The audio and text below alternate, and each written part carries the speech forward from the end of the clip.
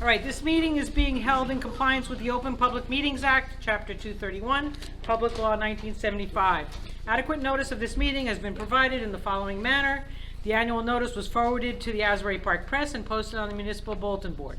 All notices are on file with the planning board secretary. Fire exits are located on the east and west sides of the council chambers, as well as the rear of the building. I will ask anyone with a cell phone or other device to kindly put it on silent mode for the duration of this meeting.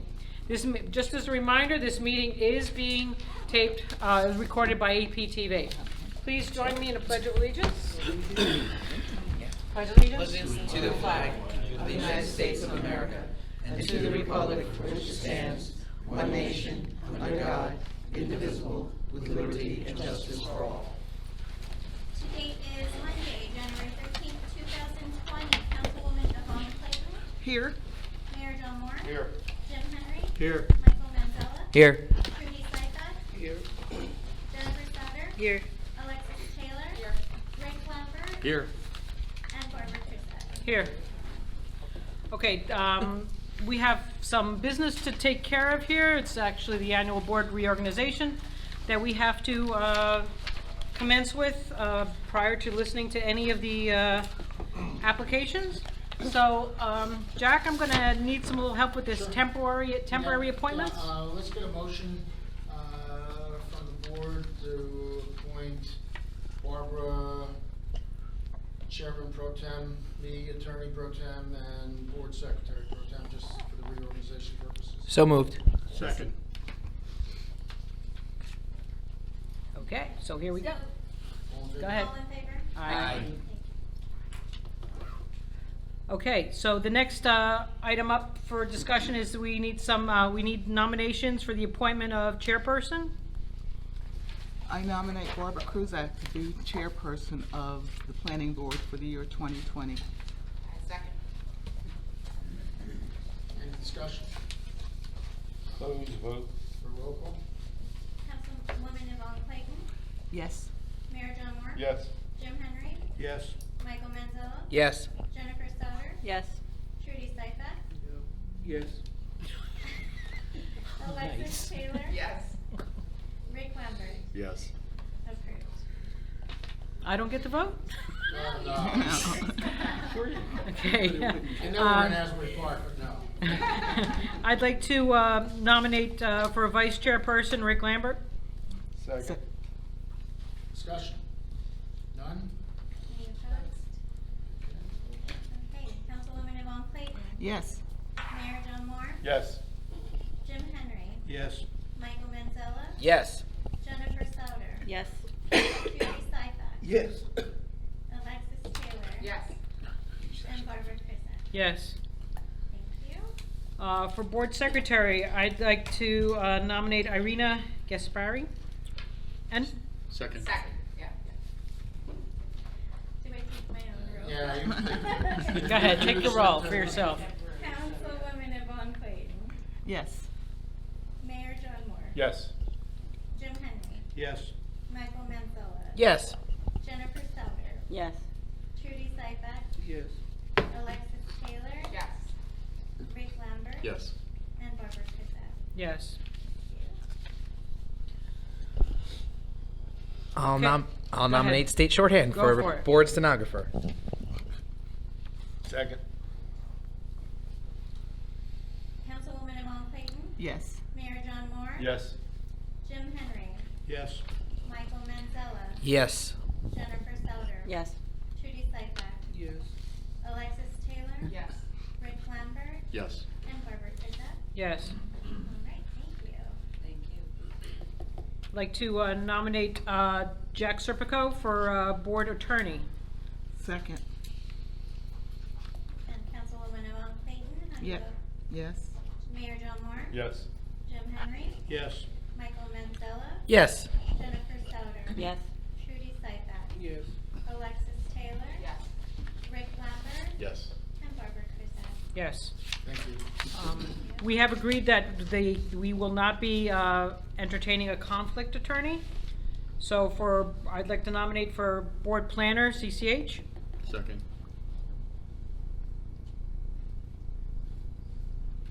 Councilwoman Yvonne Clayton.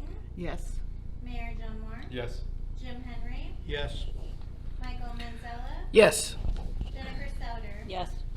Trudy Seifert, Yes. Alexis Taylor, Frank Lambert, Yes. and Barbara Krizak. Yes. I'm gonna need a little help for you, Arena, for a conflict planner. I'm sorry. Do we have a conflict planner? Yes, the conflict planner, well, are we doing the same as last? Yes.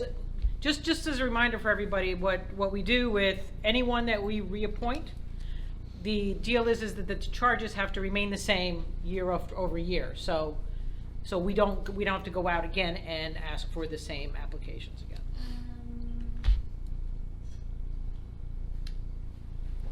I believe it's Tina. I think it was Who's the Tina conflict or planner? planner. No, it was Insight. It was inside. Yeah. Okay, well there you go. There you go. Tina for engineer. Okay, Okay. so there we go. For conflict planner, Insight. So moved. Second. Thank you. So far. Just wait. Councilwoman Quit changing Yvonne them. Clayton, Yes. Mayor John Moore. Yes. Jim Henry. Yes. Michael Manzella, Yes. Jennifer Sauter, Yes. Trudy Seifert, Yes. Alexis Taylor. Yes. Rick Lambert, Yes. and Barbara Krizak. Yes. Now you can. All right, for board engineer. I nominate Insight. Second. Second. Okay. Councilwoman Yvonne Clayton, Yes. Mayor John Moore, Yes. Jim Henry, Yes. Michael Manzella, Yes. Jennifer Sauter, Yes. Trudy Seifert, Yes. Alexis Taylor, Yes. Rick Lambert, Yes. and Barbara Krizak. Yes. Thank you. Do we know we've never actually used the conflict engineer? No, but I'm fairly certain we Is assigned T&M? one, so I nominate Yeah. T&M as conflict T&M. engineer. Okay, second. Mike, you nominated Barbara. Okay. Councilwoman Yvonne Clayton, Yes. Mayor John Moore, Yes. Jim Henry, Yes. Michael Manzella, Yes. Jennifer Sauter, Yes. Trudy Seifert, Yes. Alexis Taylor, Yes. Rick Lambert, Yes. and Barbara Krizak. Yes. Tina says thank you. Well, now comes the interesting part. All right, let's talk about committees. Our favorite. Okay, for the design review committee, I would like to be on that.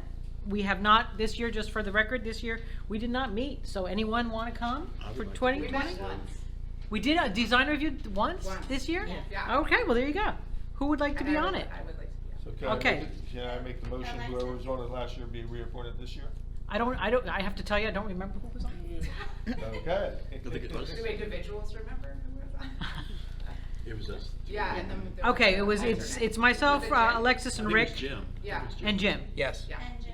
How many people are supposed to? Four, we can't have five. It has to be four. If you'd like to be an alternate, if one of us can't attend, we'll put you in. I'll be an alternate. Okay, let's go with that. Alternate. Alternate, Jen's an alternate. Because sometimes everyone can't be there. So moved. Second.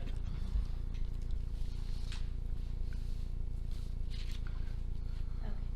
Councilwoman Yvonne Clayton. Yes. Mayor John Moore. Yes. Jim Henry. Yes. Did they vote themselves? No? Okay. Michael Manzella. Yes. I abstain from myself. Okay. Trudy Seifert. Yes. Okay, now for the bylaw policy committee. I know that Yvonne was the head of that, and I believe that she would like to remain there? Yeah, sure. Yeah, don't be too enthusiastic. Yeah, enthusiastic. Anyone else? You care to join Yvonne? I believe I was on it, and I will continue, I Okay, suppose. Mike? Oh, that's right, you were.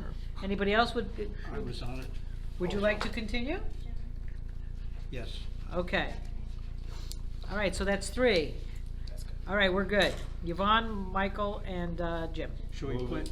how about Go ahead. adding an alternate? Sure. Who would like to be an alternate? I can be an alternate if you like. We only Okay. met once last year. Barbara. Hey, you know what? You never know. This year we might meet again. Okay. All right. Can I get a motion? Move it. Second.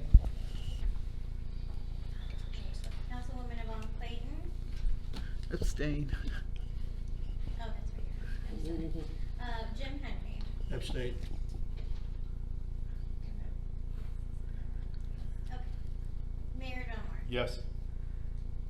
Jennifer Souter. Yes. Trudy Seifert. Yes. And, I get to vote, yes. yes. Yes. Alexis Taylor, Rick Lambert. Thank you. We have 4 members on the committee. We have Yes. 3 members and 1 alternate. And we have 9 members, so we should have 5 votes. Never met, like, Yes. years. 4. Yeah, we have 5 votes. You have 5 votes? John, Jennifer, Trudy, Alexis, Rick. Thank you. Okay, Master Plan Committee, my personal favorite. I'd like to stay on. I'd like to stay on. Me as well. Okay, we need one more to join us at the Master Plan Committee, because it is the most fun committee of all. I'd like to. Well, we meet Okay. And Jennifer. Someone- All right, Jennifer's gonna meet. And do we need an alternate for that? We can. Well, actually, the people that also join us are the planner, and who else joins us? I don't think anybody else joins. The planner and the zoning board chair joins us on that committee. So I think that we're good there. Okay, Okay. all right. Cool. And can I get a motion? Second. Okay. Mayor Delmore. Yes. Jim Henry. Yes. Michael Manzella. Yes. Trudy Seifert. Yes. Rick Lambert. Abstain. I get to vote, Are you yes. on it? Yes, he's on. Oh, I'm sorry. Alexis Taylor. Yes. Thank you. That's fine. Okay. 2020 Planning Board official newspapers, Asbury Park Press and the Coaster. The coaster, yes. Can I get a motion? Move it. Second. Councilwoman Yvonne Clayton. Yes. Mayor Delmore. Yes. Jim Henry. Yes. Michael Manzella. Yes. Jennifer Souter. Yes. Trudy Seifert. Yes. Alexis Taylor. Yes. Rick Lambert. Yes. Barbara Krizak. Yes. Okay. Okay. Moving on. Can I get a motion to adopt the 2020 Planning Board meeting schedule? Move it. Second. Wait, okay, I'm gonna put down John as the motion, who's second? Jennifer? Thank you.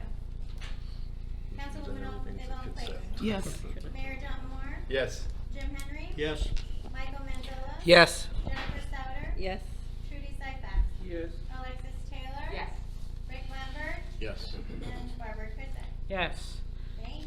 This concludes the annual board reorganization. Yay. Okay, let's move on to the real meeting here. Okay, can I get a motion for the approval of the minutes of December 9th, 2019, the meeting of? So moved. Second. Any abstain? More. Jim Henry. What, from the minutes? For the minutes? Yeah, I abstain also. Oh, and Yvonne. Oh, yes, it was Yvonne, Actually, Rick, and Trudy. Trudy. Yvonne, Rick, and Trudy. That's what I was it? had. You just came back. This is for What? December Right, 9th. right. Was it the first day you came back, or soon after you came back? This is, Okay. You were here. this is the one for where Q-Spot's gonna be. Oh, no, this is not. No, this is the board, this is the, Beach Club. Because you just. Beach Club, okay. Did you listen to that bit? Not yet. I have as abstained Yvonne, Trudy, and Rick, is that correct? And And Jim, Jim. and Jim. That's right, and you're, This is an exception for the meeting. okay. Councilwoman, End no, of she this is. month, January 22nd. All right, let's try again. Michael Mendoza. Yes. Mayor Delmore. Yes. Jennifer Souter. Yes. Alexis Taylor. Yes. Rick. And Barbara Krizak. Yes. Okay, thank you. Okay, now we're on to the resolution of 1601 Asbury Avenue, Jersey Shore Community Center. In the heading, I misspelled center, so I I added T in will it. correct that. Thanks, Jen. Does anybody else have any comments about the resolution that they'd like to add? Besides all the changes that were made already? No, I think it captures everything. Okay. Motion to approve with that slight correction. Second.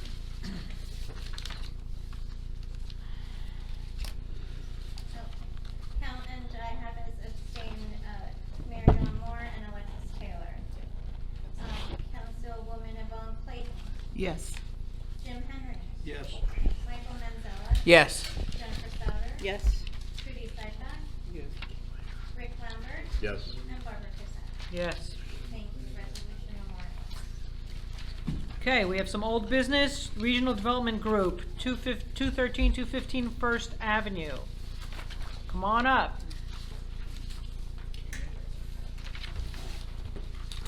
Good evening, Chair, Mayor, and Councilwoman, and ladies and gentlemen of the board.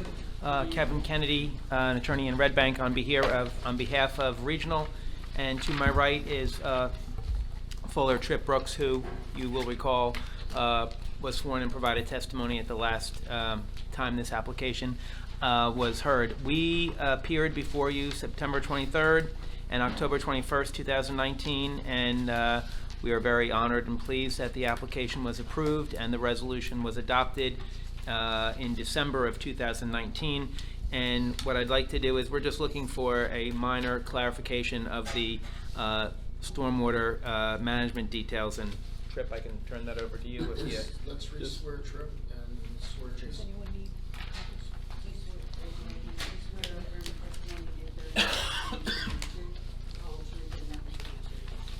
I do. Fuller H. Brooks. Jason Fisher, Board Engineer.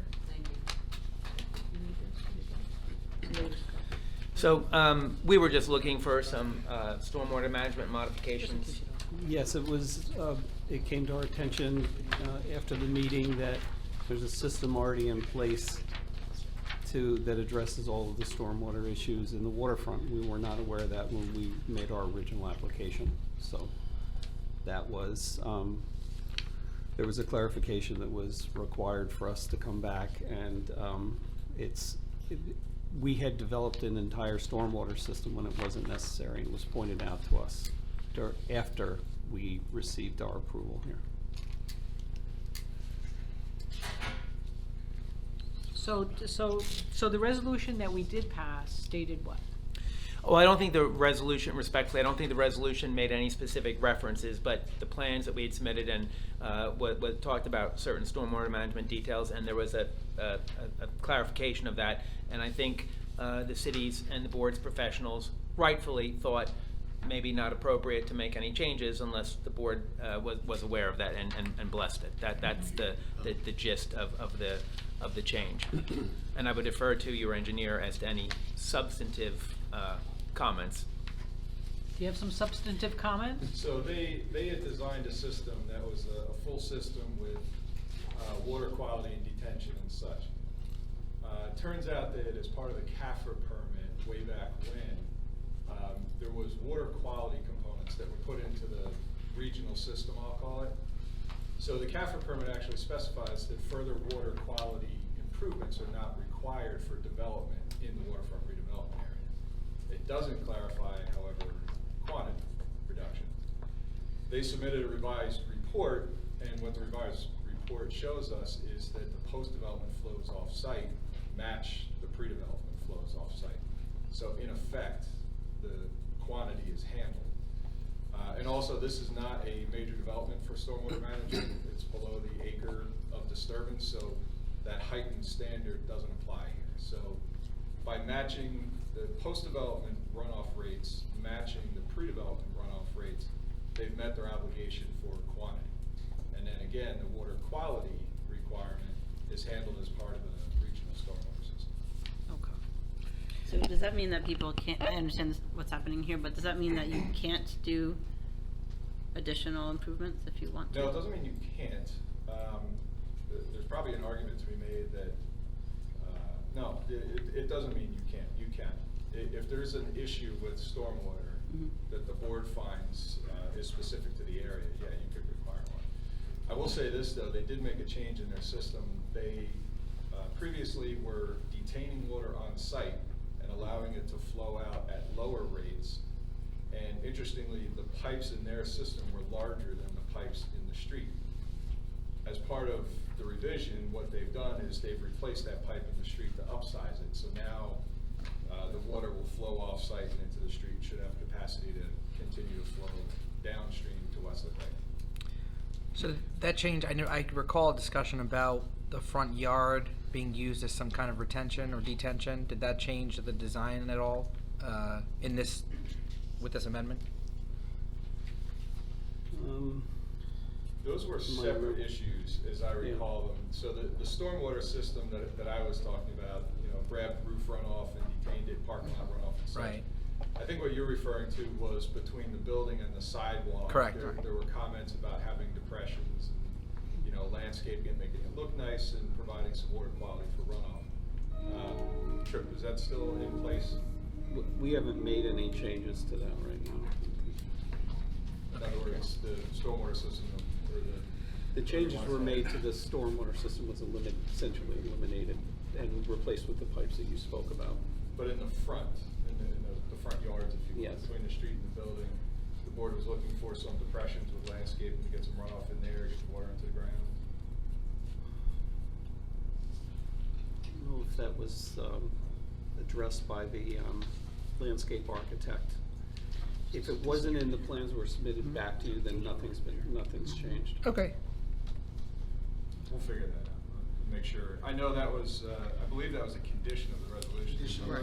Yeah, there you go. So we'll make sure If it's that's there, in then it's place. there. Yeah, Okay. it was, we've been working on the resolution compliance, part of it, so Yep. we're still submitting documents. Just a quick question on the CAFR permit. What's the date of the CAFR permit? It's old, but it's still valid. It's still valid? Yeah, I don't know the date, but it goes back a bit. Is it still valid? Because Yes.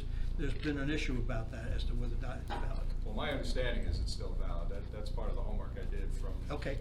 our discussions with that. I could double check, but yeah. Well, if it's still valid, it's fine. Yeah, That's all right. it caught my attention too.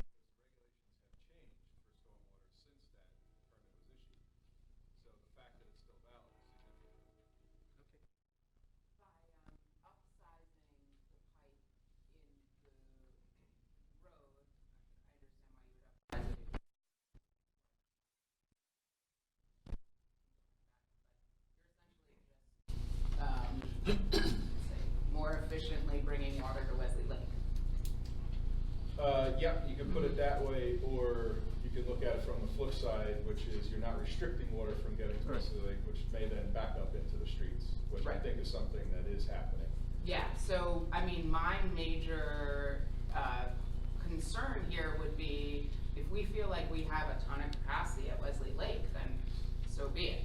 If there are already flooding issues at Wesley Lake, adding water more quickly during a storm event is only gonna exacerbate. So, yeah, I talked to the guy, you guys all know Bob Curley, an engineer from Mazer. He's the one that got the original CAFR permit. So I had a long conversation with him, had him pull his old records, and we took a look at all that stuff.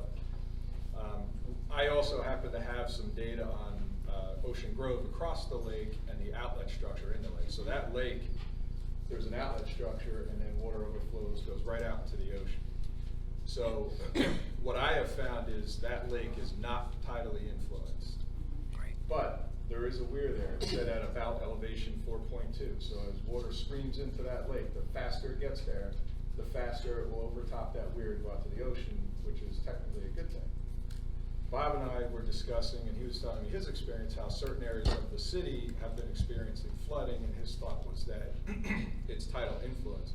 But based on the elevations, I disagree. I think what's happening is there are pipes throughout the city that are too small. So it's restricting flow from even getting to the lake, and therefore is backing up. So I think that upsizing this pipe is a good thing. Justin? I'm not gonna argue with you as an engineer, but being deputy director of public maintenance and trying to fight many storms, Mother Nature, when we have a nice northeaster or hurricane or something, the tidal flow does flood the streets. I think it may be having an impact on the capacity in Wesley Lake. In other words, Wesley Lake could back up out into the system within the pipes. It does, because the outfall pipe is too small that the Corps of Engineer put in. It's pretty large. It's small compared to Deal Lake and it's small compared to other ones. Again, you're the engineer, but I mean, and I always tell people this, I mean, I'll show you pictures from the 40s, 50s, 60s, 70s, 80s, where it floods all the way up to almost, excuse me, Bond Street when we have a nice storm. And why do you think it's called Lake Avenue? And when the palace was there, where Wesley Grove is now, I mean, it used to be 4 feet of water. Yeah. So I'll give you an example of a specific conversation Bob and I had. He shot me over a picture, and I wish I could remember the address, but it was well inland of the lake. And he said, that lake is tidally influenced. And he shoots me the picture, and there's ponding in the street. He said, that's from the lake. So we looked into it, and we found that the elevation where he was talking was around 9, which would mean that the ocean is flooding up to elevation 9, which that didn't happen. And Bob Okay. agreed. So there's something preventing the water from getting through those pipes into the lake, or the lake is backing up in the pipes. You don't see it, but the capacity isn't there. It just needs to get over that weir and out to the ocean, so it should subside pretty quickly. But to go back to the original question about, is there a danger of upsizing that pipe and getting the water to the lake quicker? I don't believe so. I think that's a good thing. No, okay. Yeah. Had the infrastructure, so that pipe's already been increased in size, so the infrastructure all around this development's been done by iStar already? No, the pipe in the street, it crosses over First. That is currently a 12-inch, they're gonna upsize it to an 18. Interesting, so their project discharges from a 15-inch pipe. Today there's a 12 after that, and then an 18. So they're gonna take the 12 out and put an 18, so we're going 15 to 18. Okay, and I know the applicant has to pay for that through the lot by lot. And he's good, how do we know the master developer is gonna do that?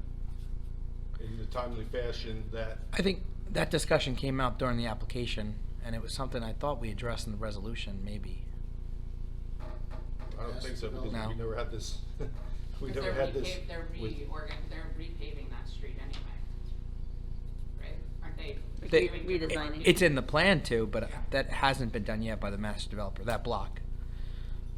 No, that's part of the developers agreement, or the subsequent developers That- agreement that that's we have the- to do with them, and that's the it conversation. involves a financial agreement and a Right. bonding, very similar to what they've done in the past for Ocean Club or any of the other ones. Okay. And as I recall, I think what we sort of said was, and what you all sort of said was, that that agreement and the terms of that agreement are incorporated into the very approval. Right. We've begun that conversation with them already, about getting. Right, this I one. know you have to pay into it, I know you're gonna pay into it, and it just scares me. Okay, as long as you say that it's up to the city to enforce the redevelopment agreement, I guess that's what we're saying. It's up to the city to make sure that they do what Mr. Brooks is paying them to do. Well, yeah, I mean, there'll be an agreement for us to do that, and the bonding people will make sure that work gets done as well. Okay. Yeah, compliance with the redevelopers agreement is the city, the oversight on that, not the boards. One more question, because I think you satisfied the water quantity thing, explaining the elevation is 4.2 overflowing, but water quality, that are there just standard controls? So the CAFR permit actually reads, water quality devices shall be installed in certain locations throughout the city, and any future development will not require further water quality units. I know.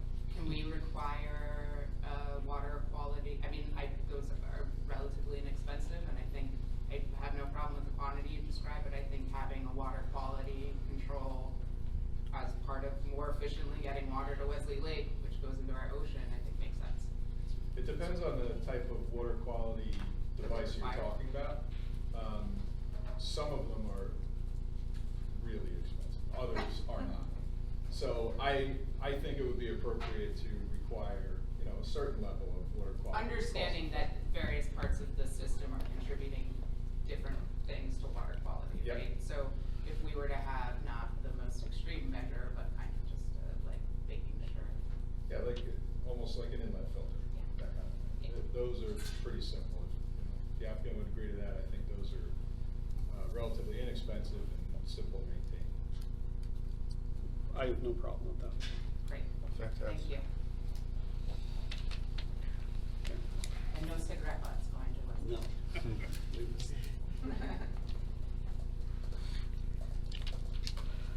Okay.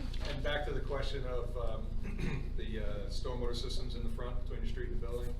I just looked at the landscape architect's plans dated November of 19, and it's on there. Right.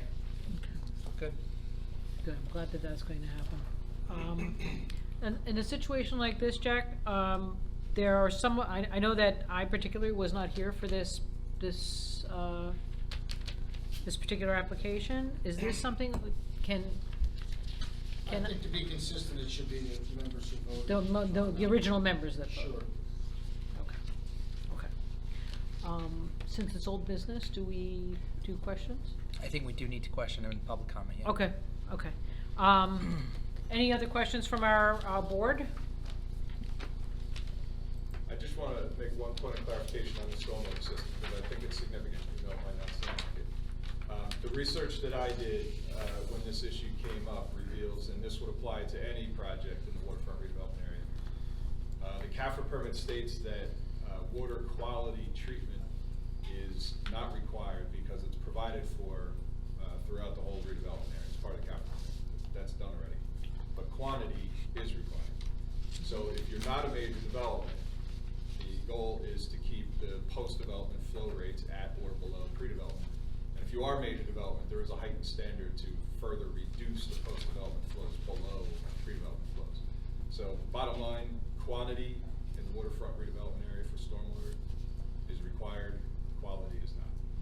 Yeah, it's gonna be important for developers to know that, especially the lot-by-lot ones like I was, sort of coming in and finding out after the fact about that. So knowing that in advance when we're designing would be really important. So Unfortunately for you, you were the first one, so everybody's skating from your knowledge or your headaches. We appreciate you working with us. All right, anything else from our professionals? Any questions from the public? No questions from the public? I believe we have to do public comment. Yes, we do. Okay.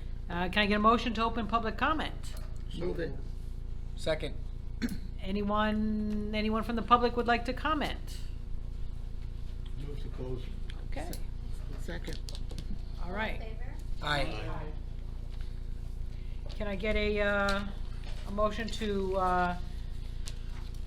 agree on this modification with the addition of the water quality inlet filter? Yeah, it's a two-step, twofold amendment. Okay. Which will be in the form of a condition, amended resolution to include this as a condition. Okay. So what's the second part? Second part is the installation of the filter. Okay, all right. Filtering, and the first part is the requested relief from the installation of the applicant's stormwater system. All right, can I get a motion for the relief portion? Why don't we go with the eligible members? Okay, Okay, it would be Michael Manzella, Jennifer Souter, John Moore, Rick Lambert, Jim Henry, and Alexis Taylor. Those are your eligible members. So moved. Second. Any call? Mayor Delmar? Yes. Jim Henry? Yes. Michael Manzella? Yes. Jennifer Souter? Yes. Alexis Taylor? Yes. Rick Lambert? Yes. Approved. Thank you very much. and now can we get a motion for the addition of the inlet filter? So moved. Second.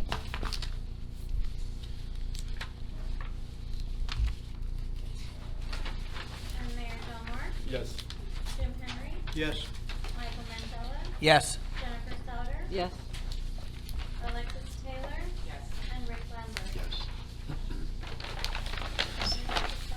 Wouldn't have to do one, I'm gonna put that in one document. that's fine.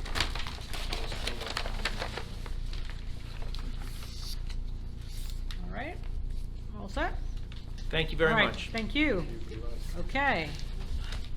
901 Madison, please. Chair, when I reviewed the notices submitted in connection with this, the notice was previously noticed, and they're proper, so we have jurisdiction, so. Okay. We have one recusal.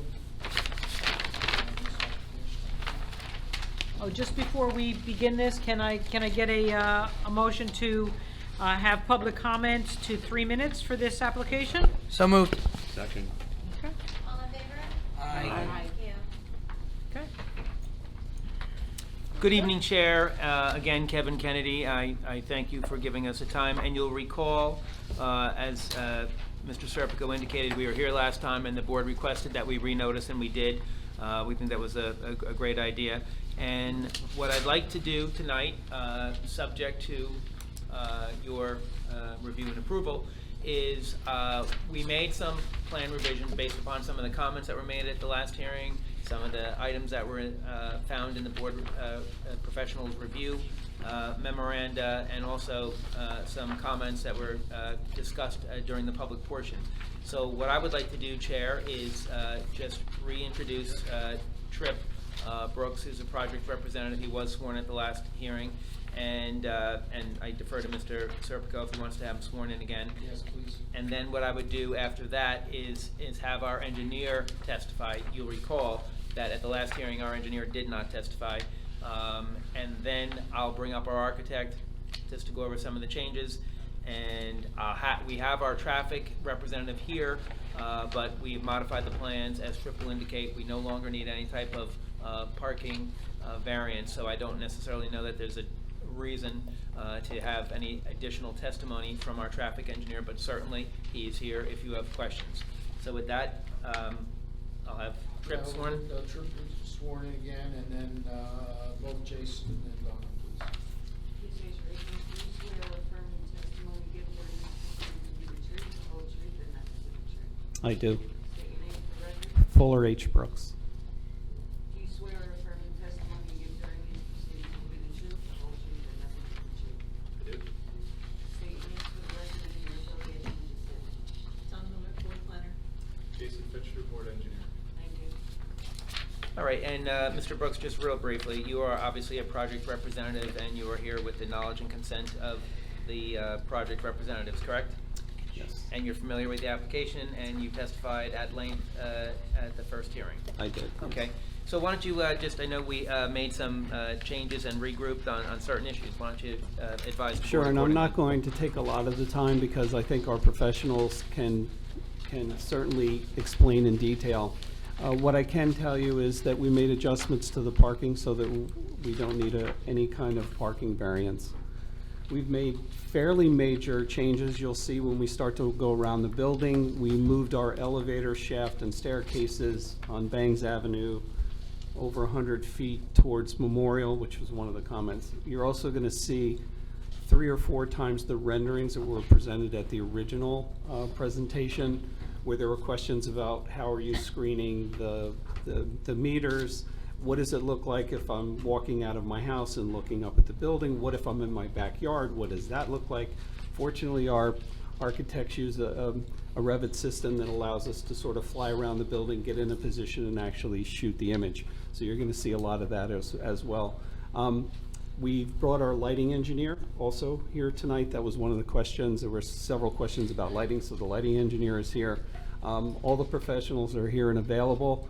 We've made, right off the bat, you see that the green wall is gone. That's now a material, and the architects will. There's actually a sheet on here where we talk about all of the different fencing, the screening materials, all of the details.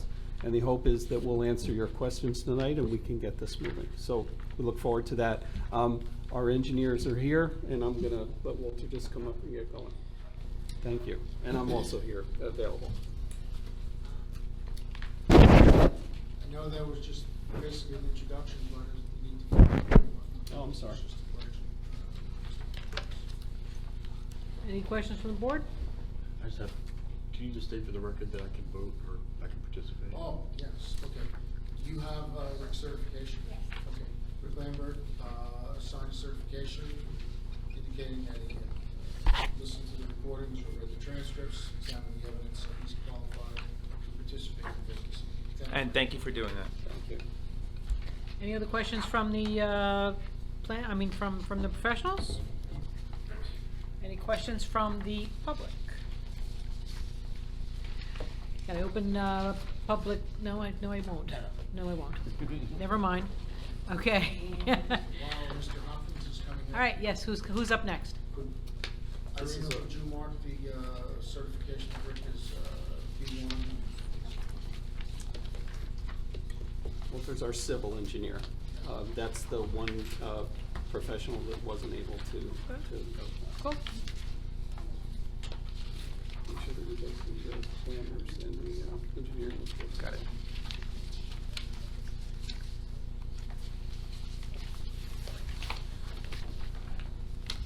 All right, good evening, Walter. If you could, just for the record, state your name. You wanna swear me in now, or? Whatever. Okay. Go ahead, Michelle. You swear or affirm the testimony you give during this proceeding will be the truth, whole truth, and nothing but the truth. Yes, I do. State your name for the record. Walter Hopkin. And Walter, just for the record, you're testifying tonight in your capacity as technically an engineer and a planner, correct? That's correct. Okay, and just for the benefit of the board and the benefit of the public, why don't you briefly describe some of the licenses and certifications you hold? Sure, I have a Bachelor of Science from Drexel University. I'm a licensed professional engineer in the states of New Jersey, New York, Pennsylvania, and Delaware. I'm also a licensed professional planner in the state of New Jersey, as well as a certified municipal engineer in the state of New Jersey. I have had the pleasure of testifying before this board before, as well as over 50 other municipalities, Ocean Township, Deal, Highlands, and this board as well. Okay, thank you. I would ask that the Thank you. board accept. Thank you. So, Walter, just for the record, you're familiar with the application, correct? Yes, I am. And you're familiar with the plans. Your office prepared some of the plans. That's correct. And you're familiar with the site. Why don't you give us an engineering analysis of some of the site plan details and some of the relief we need, and just all the types of things that the board members and the public would want to know about this project. Sure. If it would be helpful, board members, I have reduced versions of what you're seeing up on the screen. I don't know if that would help to have them in front of you. We have some.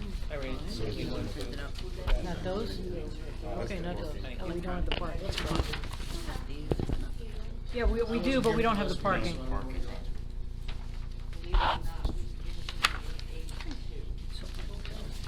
to It was an atypical night for me. And A2 is just a color rendered version of the site plans that were submitted to the board. It's a reduced version that the board's been handed out, and there's a larger version on the screen before the board tonight. I'll just orient the board. I was not here. I did have a representative, but what the project is known as is Block 603, lots 3 through 9, and that's a 49,132 square foot property. It's also known as 901 Madison. That property is bordered on 3 sides by Bangs, Memorial, and Madison. There was previously several buildings on that property that have since been demolished. There was also a parking lot, and we refer to that as Asbury Point North. There were 3 curb cuts there along Bangs Avenue and 2 on Madison. The other portion of the project is Block 607, Lot 8.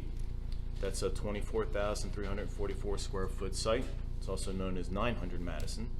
And that's bordered by Madison, Memorial, and Cookman. That is a vacant piece of property, and we refer to that as Asbury Point South. There was 1 curb cut there previously on Madison and 1 on Cook. Both of these properties are located in your Springwood Avenue Gateway redevelopment plan zone. The surrounding uses in the property, to the north is commercial. To the south is the Asbury Village Housing Complex. To the east is is us right here and the train station.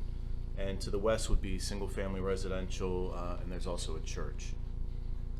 There's been several changes since our last meeting, and I'll just highlight several of the more significant ones.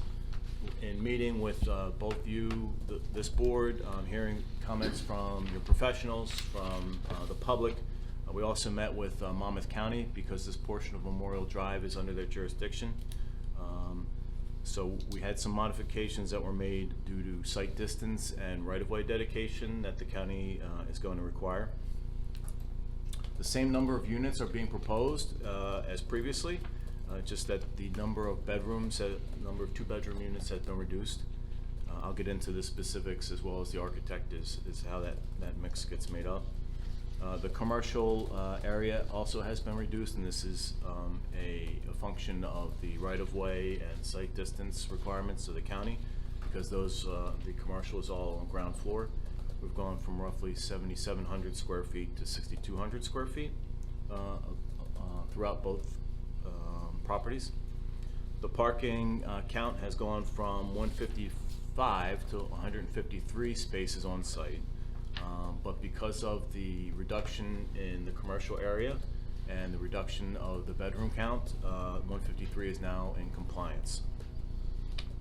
We've moved the, as Tripp had indicated, we've moved the Bangs Avenue access to the northern portion of the property, approximately 100 feet from the westerly property line, as well as the elevator in that area, due to some public comments. And the stormwater management has been reduced. It's probably not something that the board would focus too much on, but your engineer had made a comment and suggested that we make the pipe solid, which we did, and it increased the size of it. So we made that modification since the last meeting as well. So what you see here before you tonight, on the northern portion of the property, is 125 units. Excuse me, the entire project is 125 units, 25 of which will be affordable, 153 parking spaces. All pedestrian access will be ADA compliant. There's a total of 6,196 square feet of commercial. There's a total of 15,000 square feet of elevated amenity decks. There's an underground stormwater detention system on each property, which collects the water from the roof and any parking areas, retains it on site, and lets it out slowly into the existing systems at the same points that the water flowed to previously. All of the property will be served by public water and sewer. All proposed utility connections will be underground. There is streetscape and landscaping along the rights-of-way. Your board planner has some comments that we will comply with. I think there's a difference in philosophy that we will meet with them, and I think the gist of it, and you'll hear more about this, is more hardscape than landscape, and we certainly will comply with that. Both sections of the property will have emergency access from 3 streets because they're bordered from 3 streets. And as far as noise, air, and water quality, really this is expected to be consistent with what's in the area and what this is zoned for, with the exception of stormwater management, because we will be collecting that and letting that out slowly. Now, breaking that down, unless the board has specific comments, that's the overall project. Now I'm going to break it down into each parcel, the northern and the southern portion. Yeah, I'd like to just get a little deeper in. I know that you're showing us what the new layout is going to be of the parking and the driveways. Can you tell me what how many are this isn't striped, right? At this point, the streets right now, they're not striped. On-street parking spaces? On-street parking spaces, they're not striped. So can we tell how many spaces we're going to lose as a result of these new curb cuts, as opposed to the old curb cuts? I could get that calculation for you on a break, other than saying we're reducing the number of curb cuts. All right, so you're so I can ballpark it that we won't be losing any net. okay, because I mean it's just hard to tell. Okay. I can get that for you. That would take a Okay. few minutes, but at a break or when the architect comes up, I can certainly give that to you. Okay, so what my concern is that I'm not sure where the curb cuts are today. I see where they're going to be in the future, and are we losing any parking spaces as a result of the new flow? When maybe we're gaining some. I'm not sure. Okay. Okay. I have an answer for you. And the other thing is that from here, can you tell me if any of these spaces are for compact vehicles? Yes, there are 2 compact vehicles parking spaces on the northern portion, and there are. Would you be able to show me where they are? Please don't tell me they're tandem. Just ask. believe in if there are two. 900, there are 4. They're right behind the southerly end of the commercial space. They face Memorial inside the building. Yes, So there's the first 4 spaces. those first 4? Yeah. There's those Okay. are 4 compact. there, and then And then in 901. And you right have by 2? the Madison access, Yeah. just adjacent to the Madison By access. the Madison access, okay, the Yes. first 2 on the Madison access? Yes. Okay, all right, so those are compact, okay. Thank you for not making them all tandem and side by side. Okay, so those are the only compact, Correct. terrific, okay. I don't have anything right now. Go ahead. Okay, thank you. So for Asbury Point North, there are 84 residential units on floors 2 through 5.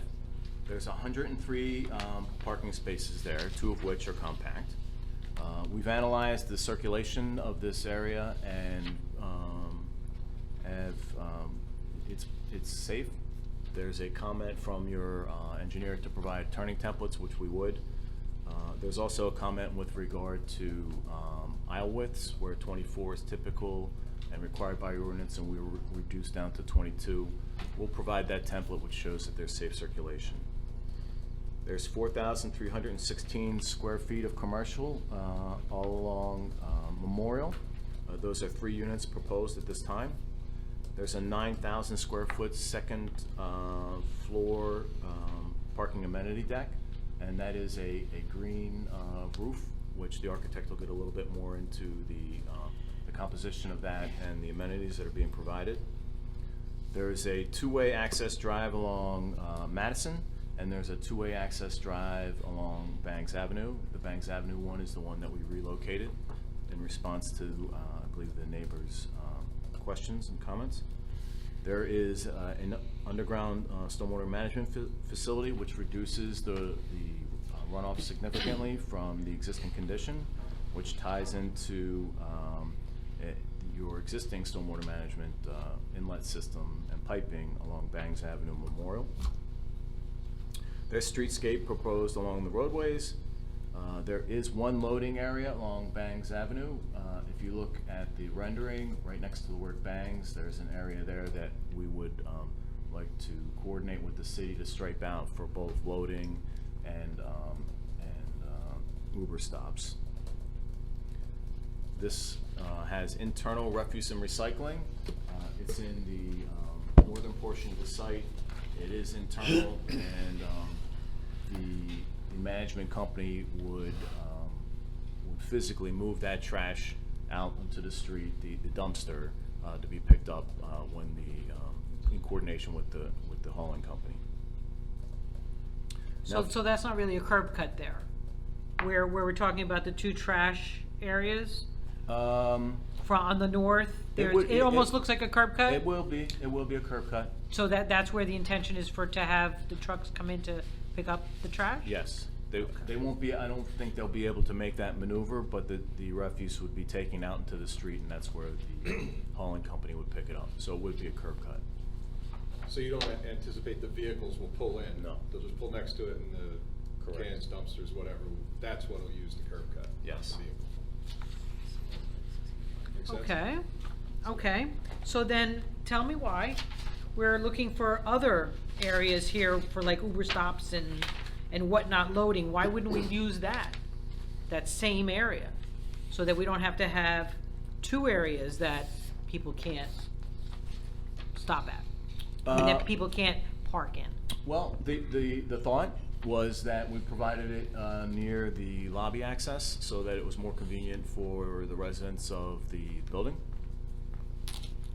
You can't see it from it's not apparent from the rendering, but where that loading area is adjacent to the lobby. Oh, okay. I was looking at the yellow on Bangs Avenue. I didn't notice what that was. On actually Bangs Avenue by the driveway? Yes. You have a yellow area. Yeah, That's it? that's the loading area. Yeah, that is. That's the loading area. Okay. So I'm not understanding something. Well, I guess we can come back to that, and maybe during a break, I can look to see if we can relocate it up there. Well, I'm just not understanding, I mean, why Okay. would you need one on Bangs Avenue if the lobby is on Madison? And you already have a loading area on Madison facing south, on the south building. Yeah, I think So, consideration there, I think that, unless I'm missing something here, it just seems off. Okay. Okay.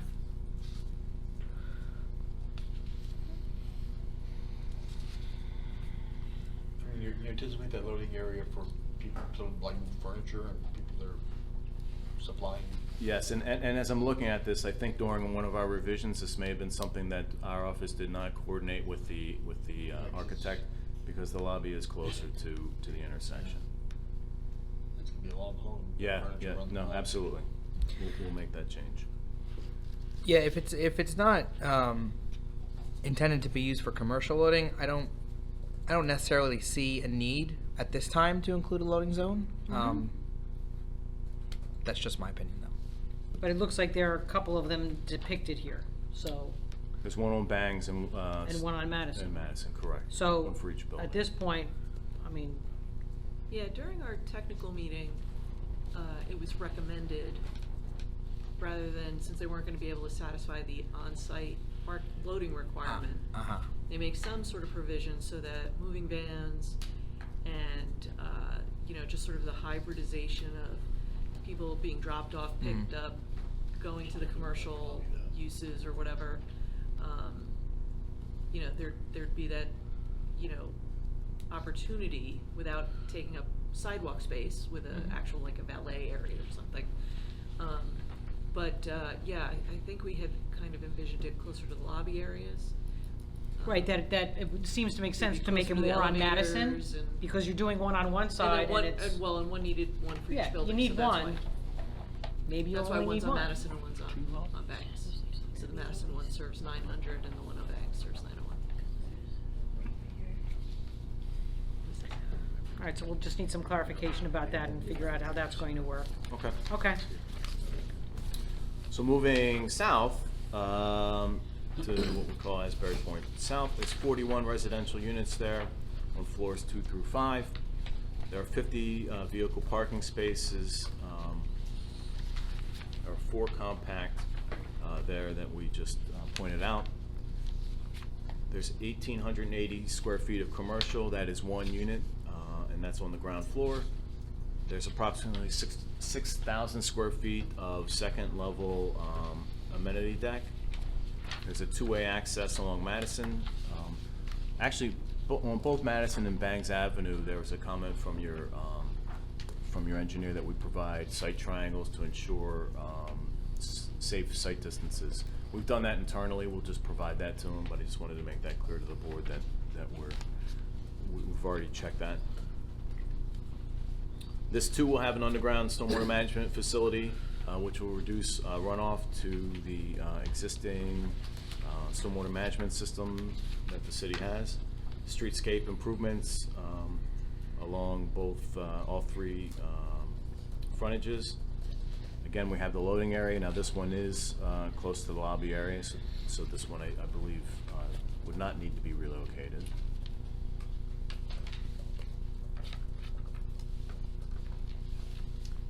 And the same scenario with the refuse and recycling. In this case, I believe it's over on, it's on Cookman. No, I'm sorry, it is on Madison. Right, it's on Madison, but that one did not request a curb cut. Correct. And we do have the loading area over there.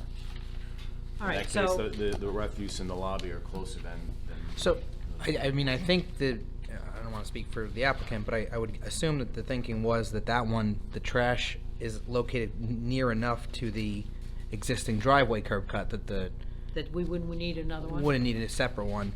And the one on Bangs Avenue, I'm not sure that it would necessitate the need to restrict parking in front of it. I wouldn't think, that's why I Yeah. wouldn't even think that would have to be a curb cut. I mean, realistically. Yeah. Okay. Okay. That's my orientation as far as what's being provided. If the board has questions on what I've testified to. At this point, it's the board's pleasure if you want to go into your professional's letters. I'm available for whatever you'd like to do at this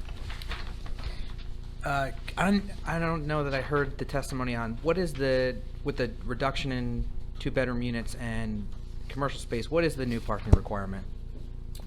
So the parking. And actually, if I could you just state what the new bedroom count is gonna be, because we did modify that, and then we go with Mr. Manzella's question. So the new bedroom count, I don't have it summarized. I have it broken down by each building. That's fine. If that's Okay. okay. That's fine. It is on our plans, so that I have a script to go by here. Okay. So for 901, which is the northern property, there's 3 affordable units, which is the same as it was previously, and they require 1 space. Excuse me, those are 1 bedroom. There's 3 2-bedroom affordables. That is the same as the previous. There's 29 1-bedroom, down from 22, and there's 38. 29 1-bedroom, down from 22, and 38 2-bedroom, which is down from 45. So if you refer to page 8 of our report, there's a table that has the breakdown by bedroom type and the parking requirement for each building. Okay. Okay. So yeah, I believe the number of 1-bedroom units increased in 901, but the number of affordable units stayed the same in each building. That's correct. And 900 actually was reduced also, the number of 2 bedrooms. 2 bedrooms, yeah. By 4.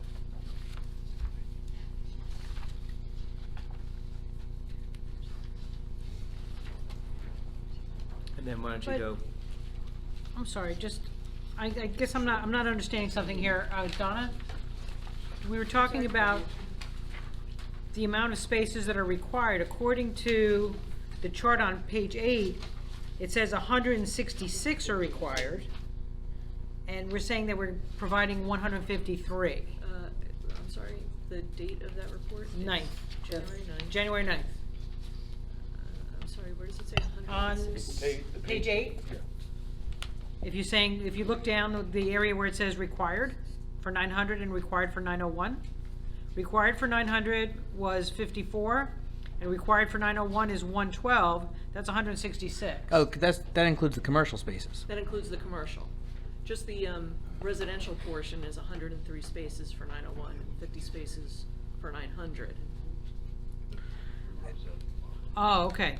The overall parking for both buildings is complicated by the requirement for the commercial space. Right. But that's satisfied through the sharing that's permitted under the redevelopment plan. Okay. So they actually have a net of more than they would be required. Okay. All right, I understand. Thank you.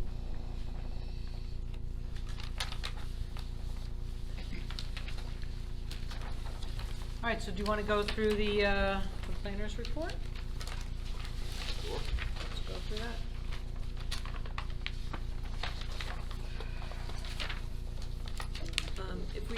If you want to save time, I think, so you're going to be testifying as the planner? Yes. Also? All right. Yes. So, why don't you just briefly describe for the board how the buildings orient to the property lines to address the setbacks? I'm going to touch on that. I think the architect may do a better job. We'll see what the board thinks with my because they really are predominantly a result of the architectural elements. But there are some setback requirements that we need relief from. On 901, which is the northern portion, we are 4.6 feet away from Memorial Drive. Your ordinance would like us to be at 0. That's a function of the site distance that that Monmouth County wants from the intersection. So we'd like to be up there too, but that's why we need that deviation. The front yard on the northern portion, I believe, if I understand this correctly, this is the corner of Bangs and Memorial, because the building's kind of offset for kind of a plaza feature. And your ordinance requires a maximum of 15, where we appear to be 25 from Memorial and 21 from Bangs. And I think if you look at the rendering, you'll see the tree and the feature there at the corner. And that space has actually gotten tighter in this version of the plans. Previously, I think it was 45 feet, so they've brought the building closer to the street line now to make it a little more conforming, but still provide that public space at the accent corner. The other was minimum side yard, which is 4.9 feet, where your ordinance requires 6 feet for lot 2. I know we worked with the architect to try to get that into compliance, but this was the best that we could do. I believe that 1.1 feet really isn't going to be perceivable, either from the street or from the neighborhood. And it's my opinion as a professional planner that is a function of the irregular frontage along Memorial Drive as well.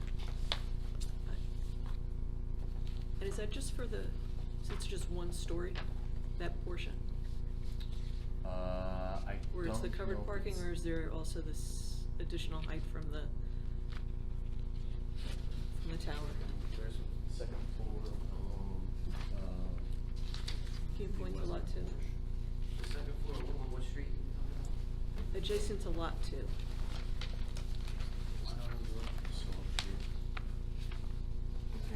All right, do we need to swear Yeah, in? Don't testify. Yeah. You're gonna testify in that return vote. Should I swear Yeah. myself in now? No, she'll swear. Swear or affirm the testimony you give during these proceedings will be the truth, the whole truth, and nothing but the truth. Yes. State your name for the record. Daniel Conditor. And Dan, just for the record, you're testifying in your capacity as, An architect? and you were previously sworn at the last hearing and testified. Correct. Thank you.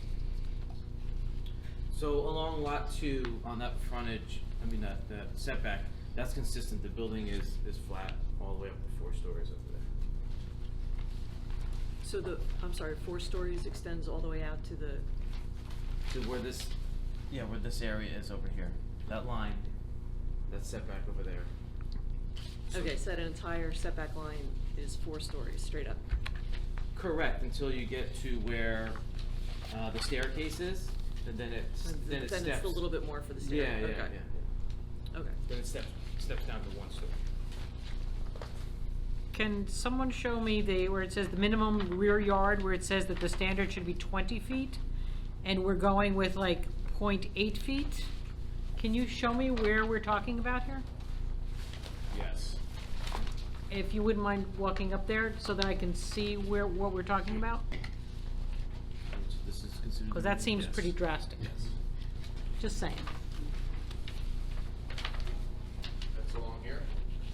That's that back corner? Yes. And that's just to the first floor, to the parking area. The building itself is set back 26 feet. okay, over 20 feet.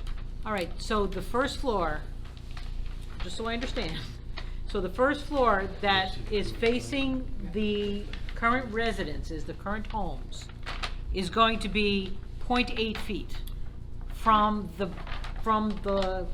border Property line. of the property line. Yeah, for the- 0.8 feet as opposed to 20. That's a covered parking, yes.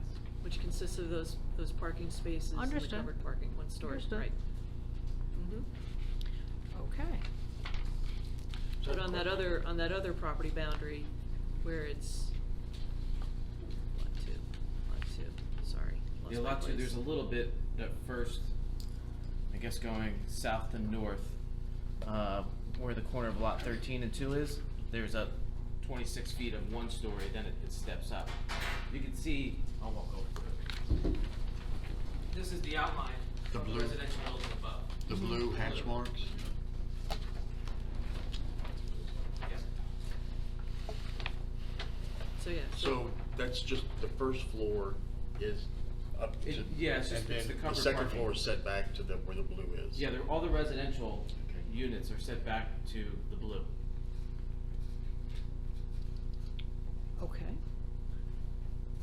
Or perhaps would this be a good time for us to see the view? Because you said you had all these different views that we have access to. Like, what would those homes on both sides, what do they see? We can go through. I mean, because it's like 0.8 feet. Like, what are they, Yeah, that's what I'd like to say. I was Okay, going through the civil stuff. that's fine if, I don't wanna break it up. I'll wait, no, Okay. I'll wait, it's okay. It's coming though. Let's go. Okay, Absolutely. go ahead. Now we can pause his and I can jump in. No, no, go ahead, just continue on. Told you I need his help a little bit.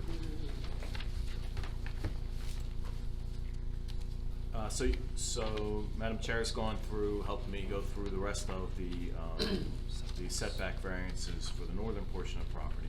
For the southern portion, minimum front yard, again, your requirement is 0. We're showing 2 feet on Madison. And again, I think Dan will go over that. It's really a function of the architecture, and there are portions of the building, I believe, that are at 0 feet. The other deviation would be minimum rear yard, where your ordinance requires 20, or 2.7 is shown for lots 7 and 9. Let me just point those out to you. Again, it looks like the building line is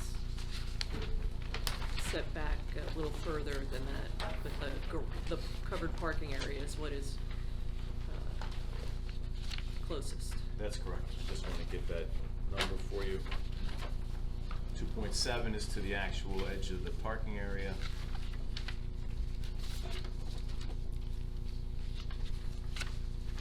Where we are at. Are we on 900? Yes. That's 14 feet to the building wall up. Correct.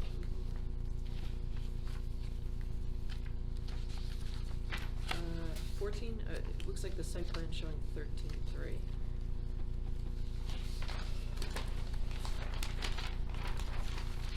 So I don't know if that's just a coordination between you guys, but Yeah. it's close.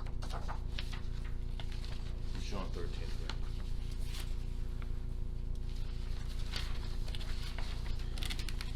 And again, we have that irregular shape with the way that the lot and along Memorial Drive.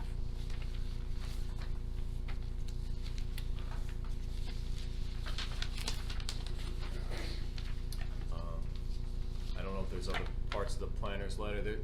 I think there's several bullet points that are dedicated towards streetscape and landscaping.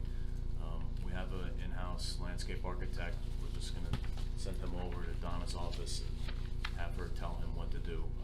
It's really a matter of preference, and the applicant has instructed us to comply with what Donna's office would like. I had a question about that. So there's the landscape architecture plans are just the amenity decks, and then the civil engineering firm did the landscape plan for the street. Correct. Scape. Okay. And that's all on the landscaping and lighting plan. Covers everything that's not the amenity deck, correct? Correct. Except that there is lighting in the architectural set. Walt, are you able to talk about the location of the street lighting, the existing pole-mounted versus the proposed decorative? No, we have a That's, lighting. okay, separate the lighting guy, okay. All right, so someone else is gonna speak about lighting. Yes. Over. Yes. Yeah, I think the rest of this is basically gonna be between the architect and the Okay. other professionals. Okay. But is someone else gonna speak about the landscaping that's not the amenity deck, or no? I believe they did at the last meeting. There was a Miller and Bauer, the representative was here, maybe We did Tom. the amenity That deck, was just but the I'm amenity saying deck. the landscape plan that's from your firm, that shows the streetscape, shows, the plaza on that corner, that has the specimen tree, this planting plan here. Yeah, no, I can speak to that, if you have a specific concern, but Clark Caton, Donna's office really has kind of expressed a difference of philosophy on the method of landscaping and would really prefer more hardscaping. So we can go through that, but I think it's going to change as a result of their review. Well, why don't you at least tell them at least what it is that. Yeah, I was just saying, because the board didn't hear. Right. Like the board, this is all the board has seen. It's a is board this. decision, not the planner's decision. Okay. With the planner's input. Okay. So why don't you talk about what we're proposing and what you're willing to change in conjunction with the board and board planner's review? So we've proposed street trees along the frontages, along all frontages, in compliance with what your streetscape requirements are. We've also provided, and I think this is where more of the difference is, we've provided cutouts and foundation plantings along the buildings as well.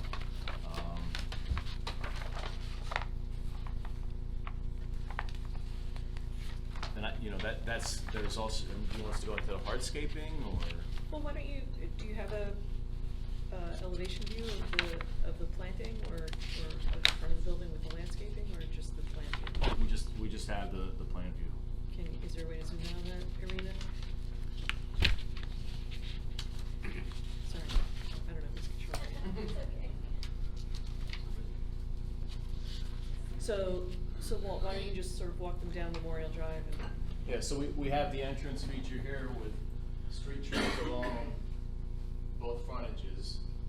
We have the focal plaza here as well. And then we have these cutouts with intermittent hardscape areas. That's what we proposed, and what your planner, I believe, and she'll tell you, I think we want to convert more of this green area to more of a hardscape area. And we've done the same thing along both frontages as well. So during our technical meeting with Michelle Alonso and the other professionals and the applicant's representatives, there was a concern that the amount of walkway space that was going to be available for pedestrian activity was kind of narrow. There's a bunch of modes and activities that are occurring in front of the building. There are people who are just traveling across, but we also want to create this opportunity for people to treat it like Cookman, right, and hang out as they enter or exit or partake of these establishments. And so it was agreed at the meeting that it would be a very light touch on the landscaping within the streetscape to accommodate that people presence, rather than what they've presented now, which is kind of these lawn and shrubs in front of the storefronts, which feels very suburban and kind of disconnected, and you only get like an 8-foot walkway into the building, into that shop. You don't get that same engagement, like you would on. It's not as inviting. So, I mean, if the board disagrees with our philosophy on that, I mean, it was Michael's idea, but. So there's going to be like a middle commercial unit that has kind of a plaza in front of it. And so the middle commercial unit has that little plaza in front of it. Yeah, So that- more of the same, the other two. So, commercial and units. again, that little, with the seats, looks like it's cordoned off. So Mhm. again, this might be a minutia detail that still has to be worked out between the architecture and the site plan. But, how do you enter that commercial space if you have to get through what looks like an enclosure around the seating area?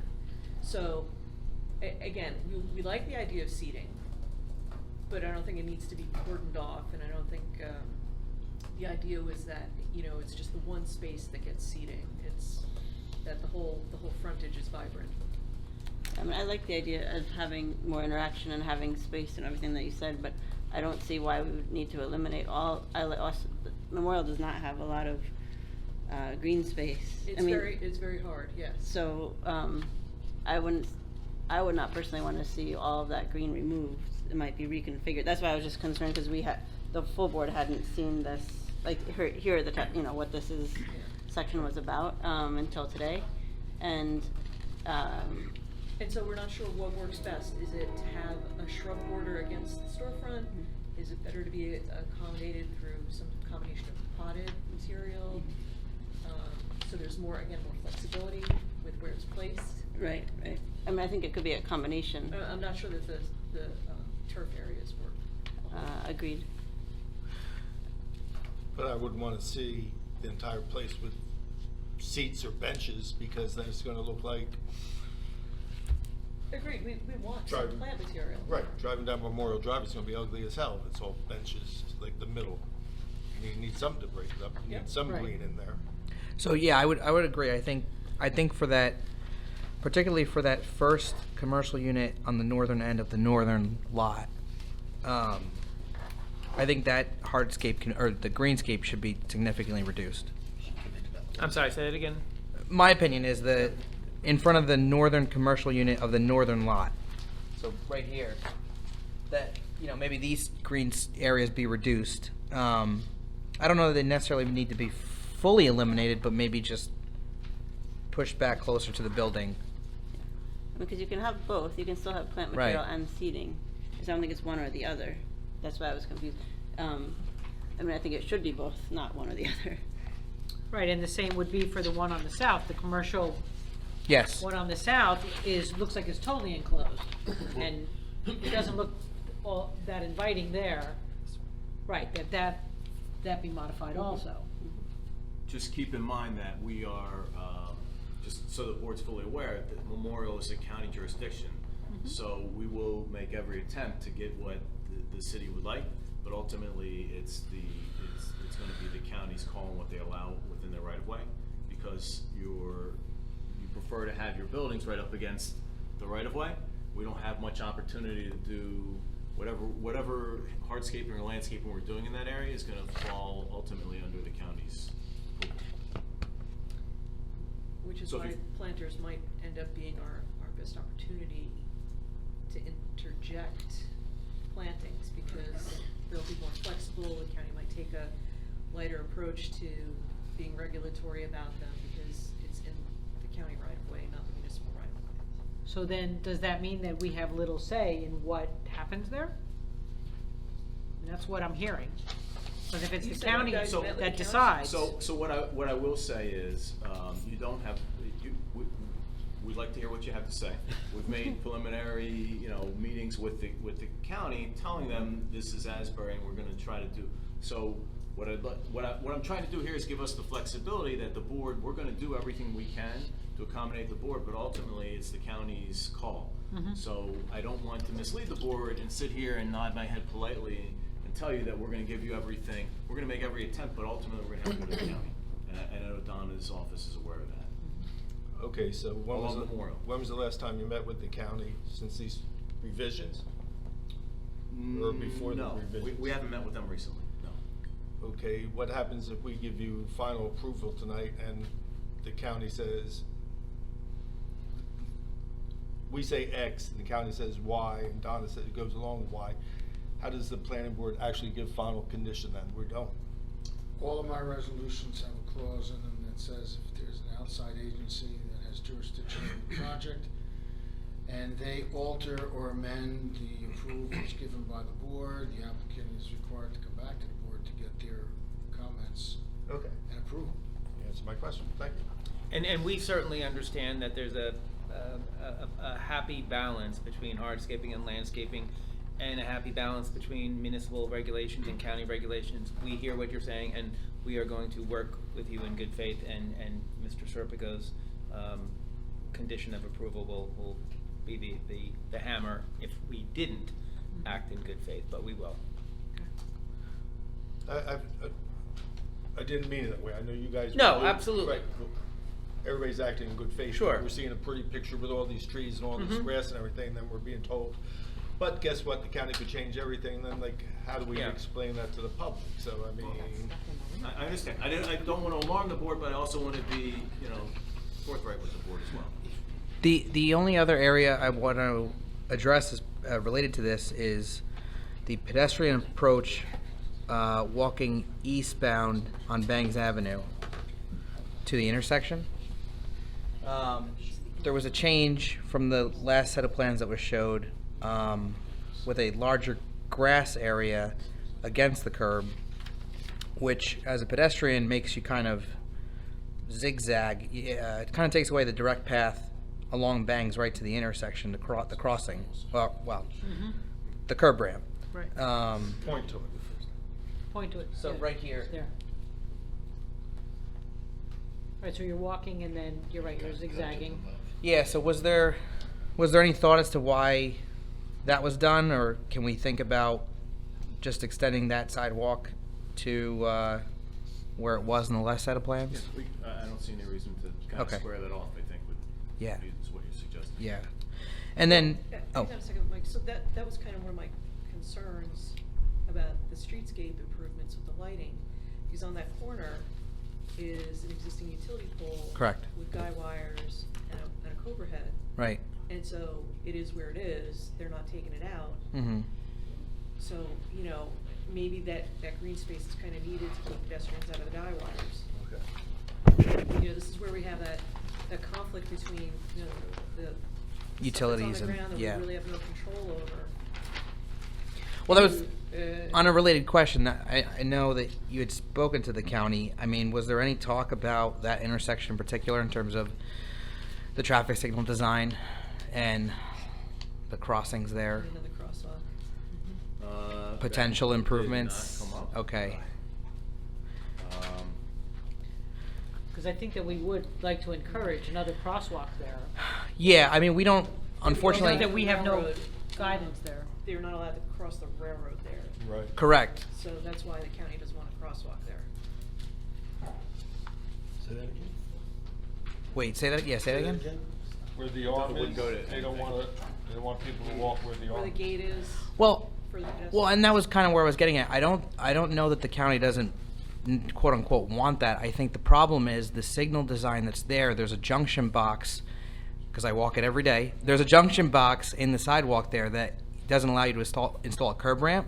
So I believe that's why the county, when they redid Memorial Drive a few years ago, didn't include a pedestrian crossing there.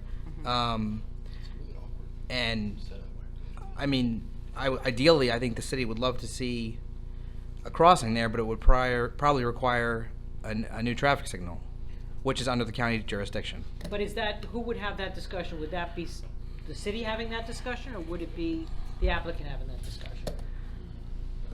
I mean, where does that fall? Probably the city and I would I'm hope. just guessing, and the county would say, fine, we'll do it, you pay for it, it's gonna be like $200,000. Right. So, it's not gonna happen, so. Okay.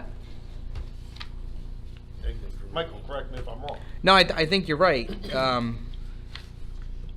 You mean just to be able to have that crosswalk actually there, there are reasons why we don't have it there. Right, because And they're gonna have- changing all that would be They're gonna have that kind to of money. relocate everything, they're gonna have Alright. to dig up the Okay. streets, I understand. overhead, I Yeah. don't know, it's, Okay. that's And New LED. Jersey Transit, I mean. Yeah, it's very awkward, but, But yeah, I understand. it's all tied into the trains and Okay. everything too, so it's not gonna be cheap. okay. No, but I mean, the development is going to definitely impact how many people are Correct. interested in crossing there now, so. I mean, people cross there already. Yeah, now there's High gonna be numbers, so it's 125 gonna be more much families. worse. I mean, this is not a requirement of the applicant, but I would It's- suggest that the next time the applicant meets with the county, perhaps maybe the city should sit down on that conversation with the county, just to understand what the obstacles might be. That's all. I think that would be a great idea, because then you have the input from the city and what their thoughts are on it also. Right.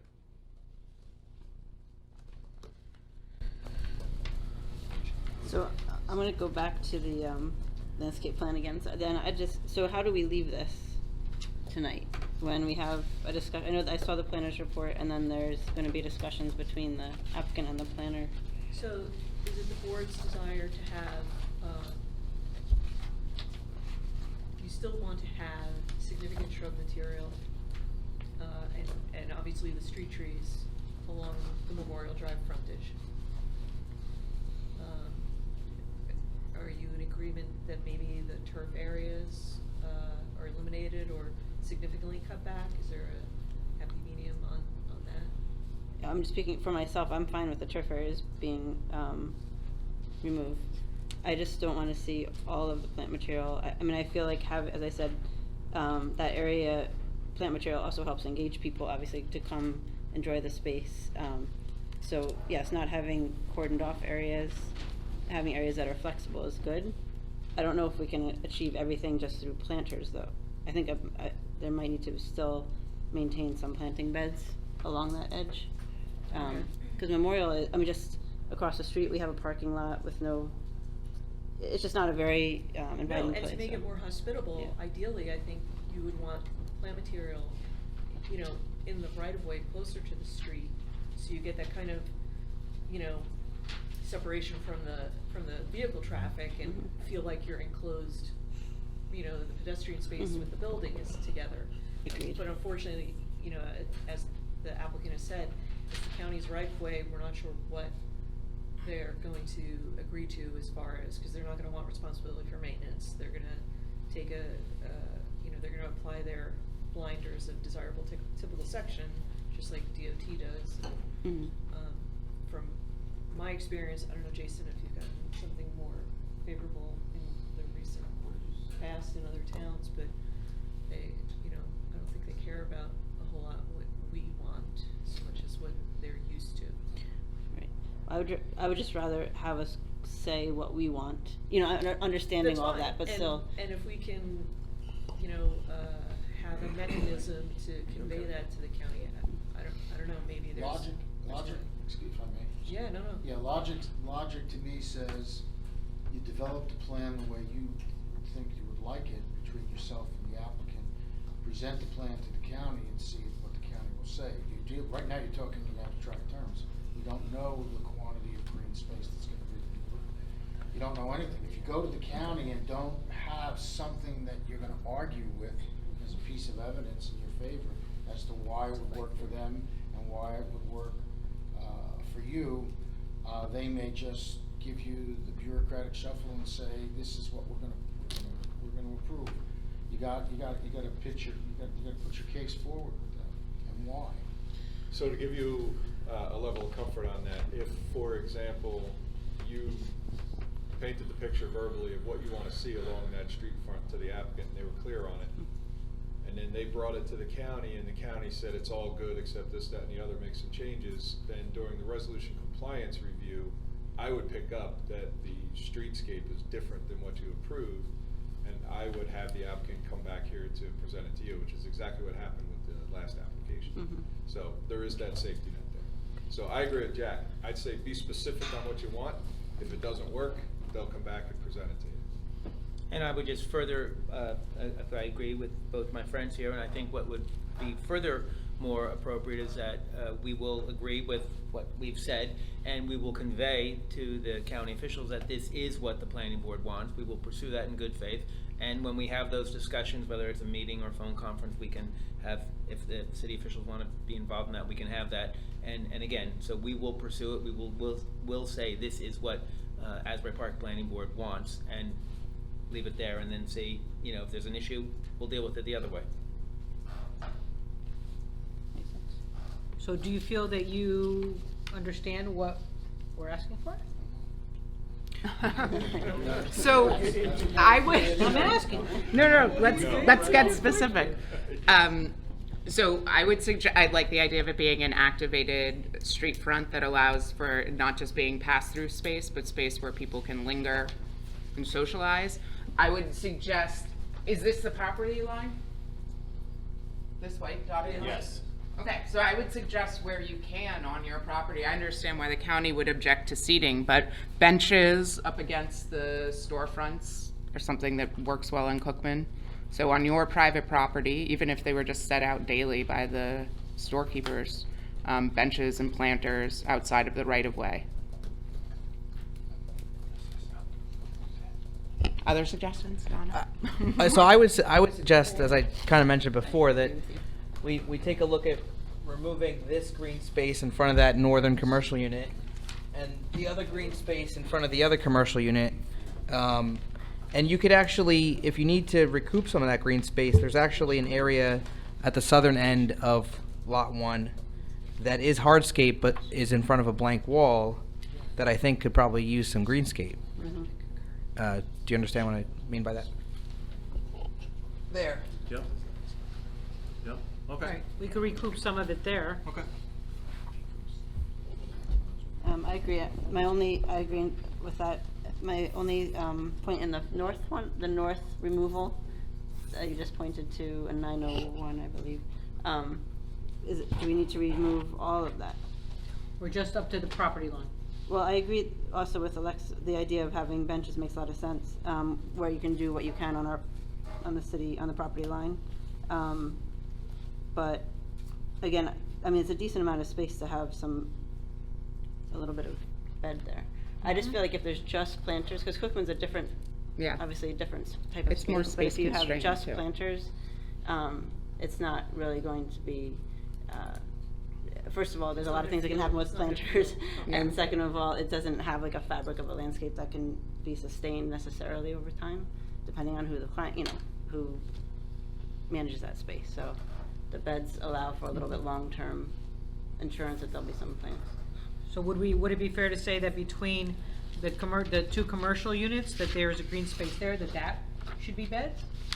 And that we cut back, we request that we cut back the one that's on the north, like we said, on the corner, we cut it back, but up to the property line, then you could put either planters or benches there. Then that second piece, we leave to plant. Yes, sir. And then on the third, which is to the south of the second unit there, what would you prefer there? Was that more bench area with planters, or that's a longer space, so maybe that's something that you'd prefer to have actual plantings? Yeah, I think you could have both. Again, the sod's coming out there. Yes. And I think there's room to do, if there is room to do benches, you can do both in that section. Okay. So that larger section, so we're looking So all the sod sod is removed. sod and bench. No, it's all sod removed. Sod removed, okay.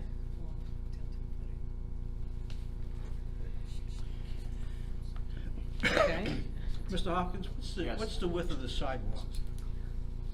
Just the sidewalk is either 4 or 5 feet. It looks awful narrow in relationship to the area that you have between the curb and the building. It looks disproportionate. If you look at the downtown area, the sidewalks are substantially wider. And if you're inviting people to come to these commercial units along Memorial, it would seem to be, in my mind, you would want to have those sidewalks wider. It looks like the planting areas are substantially wider than the sidewalk. I understand your comment. I think that's part of where we're getting at here. Is there a consistent sidewalk width that the board would prefer in these areas? So, would you be able to show us on here when you're talking about how many feet did you say May that I? that's out? Oh, I'm Yes, sorry. go ahead. I think we're getting, the last time, I won't go there. The way I see this, and I think Tripp has to engage in this conversation, and I'm just throwing this out. Do you go through all of this, give an approval, then go to the county, invariably have them change it, and then you wind up back here spending more time and more money? Or do you need to develop a plan that the board has to review and approve before you go to the county, correct? We're not gonna approve something in the abstract. Right now, you've got 7 or 8 people giving opinions, and until you see the end result of that sketch, it's like trying to say whether or not you like a painting that you've never seen. Okay, but keep in mind, I want whatever we're gonna do it in a way that the board gets to see what's there, vote on it, so you have clear direction of where you're going. But at the same time, I don't wanna waste any of that man's money or time. Okay, so what is the best way to go? Go preliminary site plan approval, so go to the county, if that will help. We can go back to the drawing board, bring that aspect back, and then as soon as the board looks at that, you take it to the county and see if they approve it.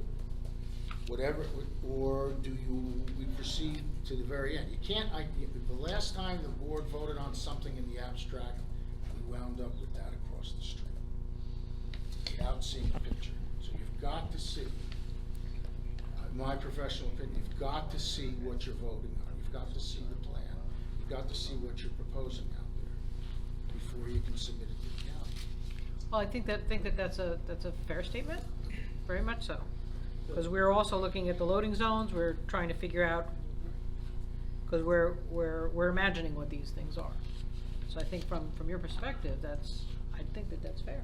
I mean, what is the board? Yeah, and I wanna do it in a way that's cost effective and it's not gonna Sure, and I lengthen appreciate the that. time frame or anything else. I don't wanna spend that man's money foolishly. The only concern is the county itself and getting in front of the county, how long that could take to do versus all of the other resolution compliance items that we would have to be working on in the meantime. Without Okay, a resolution, it's very difficult to get the professionals and get ownership and everybody involved in correcting all of that. Okay. I understand that, and my feeling is that if we're directed to go to the county, we'll do that, and we'll come up with a plan. And if we have to come back, then we're coming back with a single, as basically a single item, and we may even come back with resolution compliance at that time if there's anything that's outstanding. The concern I have is to just, when can we meet with the county? My experience just at this project, getting to the county relative to their sight lines, their setbacks and making decisions has been 2.5 months, almost 3 Okay. months. It's just really difficult to get, because there's engineers, there's landscape, there's lots of people within the county, it's not a single person we talk to. So the difficulty has been that. My preference, and we would have to back it up, but that we would move forward, get our resolution, and then go do what we need to do with the county. It's gonna take some period of time to get the resolution compliance, and we'll address those issues and we'll bring it back. Even if the resolution may mean that once you have the landscape laid out, that we need to come back here. We will, but at that point, we're addressing sort of a finite number of issues rather than the myriad amount that we might have in resolution compliance right now. And might I respectfully add, I was here for your reorganization, and I know you appointed some committees, and if that is something that you wanted us to meet with one of your committees in the process, to show that along the way, we will do that. I mean, I think what Tripp said is a really good idea, and we appreciate your comments because they're very practical and functional.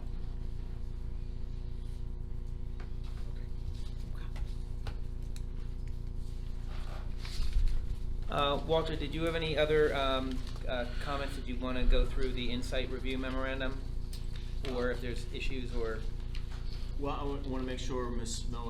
we've addressed whatever she Okay, needs, that's either important. through testimony Yeah, or again, through our initial. from your perspective, I think we're satisfied as long as you understand the direction that the board members have given about the memorial trust. I think we'll have to put our heads together and we'll do our best. And I think what Mr. Kennedy was suggesting is if there's members of the board through a committee that the sunshine law would permit, that we could meet in conjunction with Ms. Absolutely. Miller's office. We would I do think whatever. probably be a good. Thank you. We will do whatever you need in order to be able to make that If I happen. could say something, and it goes back to what Michael had said before about being involved in relative to the county, because we could tie all that together in a single meeting. Once we get the meeting with the county, we'll try to bring all that to bear in that same meeting with the county. Okay. All right, do we have anything from Insight? I mean, are there any things on the Insight report that you'd like to address? Well, I'm just going through, I don't know if there's anything specific that Mr. Fisher would like us to address that we haven't already. I can say with regard to plan revisions that I've gone through his letter and that there's nothing there that we can't comply with, or maybe I should say that in the affirmative, everything we can comply with, or will comply with. So if there's anything that he wants specific testimony or wants me to clarify how I'm going to address it, I certainly will do that. I think if you're making a statement that you can comply with all the comments in the letter, I'm good with that. If there's anything you want to stretch or discuss, I'm open to that too. Prior to the previous meeting, we had some discussions with Mr. Fisher's office, so we're prepared to address these. Sure. Okay, did you have anything else to add, Walter? Well, I can do the proofs for the planning. Sure. It might be better, I don't know if you want to, I don't want to keep coming back up, but come back up at the end after the rest of the testimony, just to kind of sum it up, because I think some of the other testimony you would hear will help support some of those requests. So with your consent, we'd like to adjourn him for temporarily, with the understanding that after the other witnesses, he'll come up and give some concluding testimony from a planning perspective. Sure. Do the professionals have any other questions? Does the board have any other questions? In terms of cross. Of the witness- terms of cross of the in terms witness. of cross-examination. Yes. We could wait until the end and have Walsh come back up, give his comments, and then have cross-examination at that point on all of his testimony, including subsequent testimony. Or you can have the members of the public ask the questions now for the testimony so far that he's presented. Yeah, And hopefully nip it. I think that I would prefer, if you don't mind, to have it for the testimony that was just given. Yeah, that's your call. And because you're giving it as a planner in the Sure. future, let's go with what you have. And so we are opening it up to public questions. Anybody who have any questions from the public regarding the testimony that was given?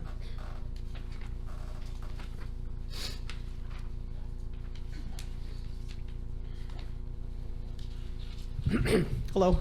Hello. Happy New Year, everybody. Good to be here. Okay, Warner Baumgartner. I'm Your fat. address, please. Huh? Address, please. Oh, Fifth Avenue, 402 Fifth. I didn't know if you moved. Yeah, city historian, et cetera, et cetera.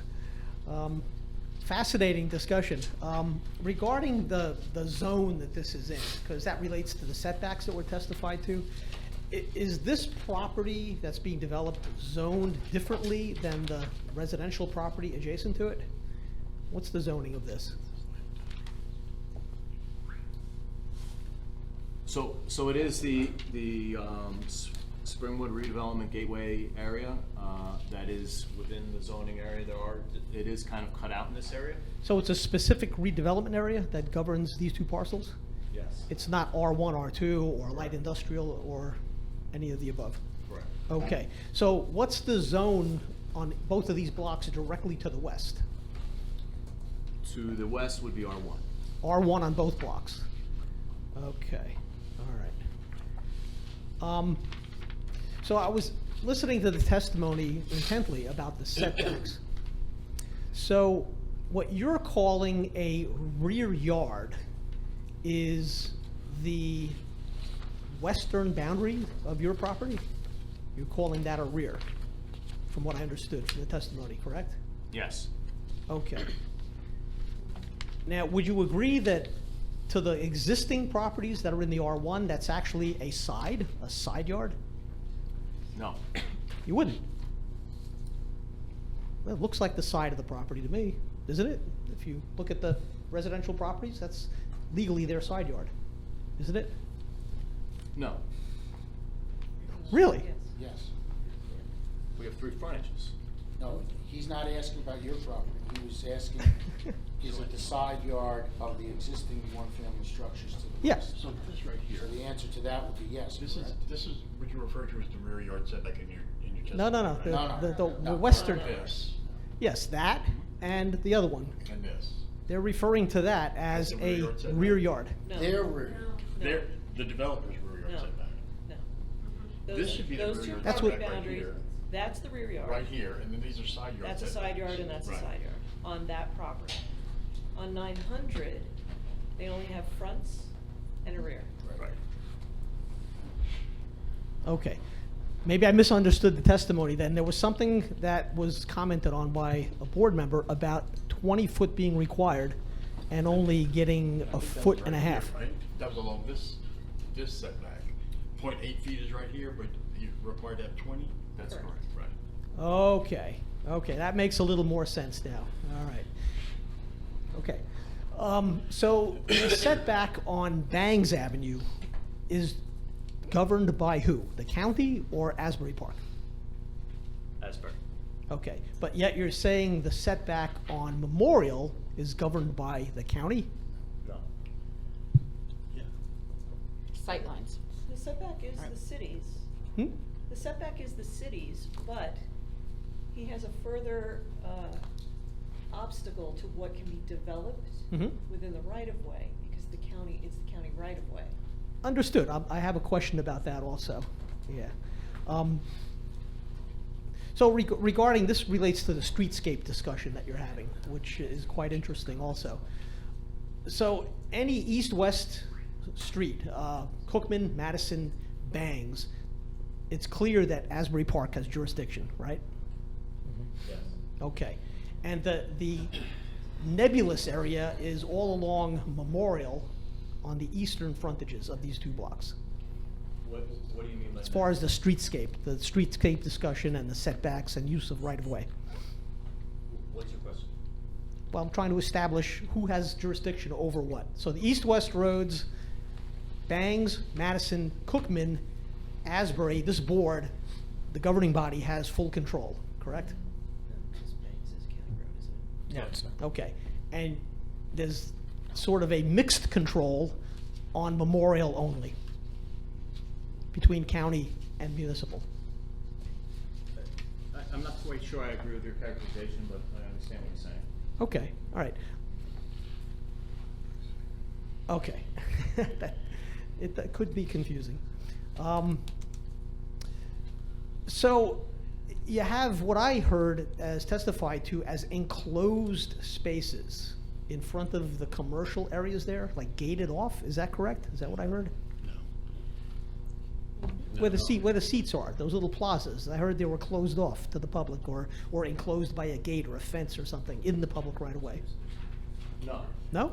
No. What No, were you? I think there's a line on the plan that, on our plans that misrepresents that that's cordoned off, and it is not. Oh, it is not? Correct. Okay, I heard testimony that that is, and it was undesirable. Okay. Thank you.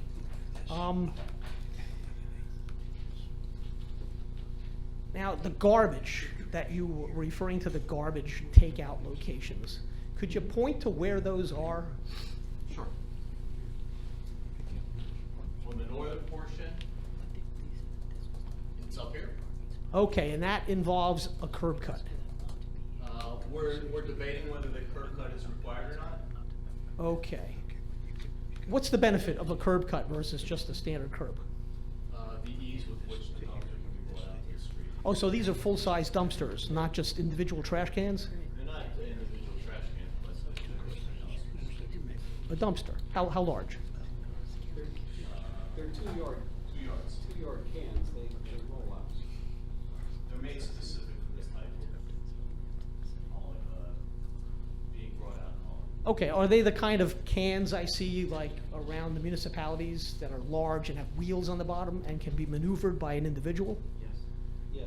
Okay, so they're not the kind that needs to be picked up, forklifted with a pickup machine. No, it's just the ease with which they can be taken to the street versus over grass and a curb. Okay, all right. Just want to be clear what kind It of. may not need to be quite that wide, or we'll have to investigate, but that's what it's for. Okay.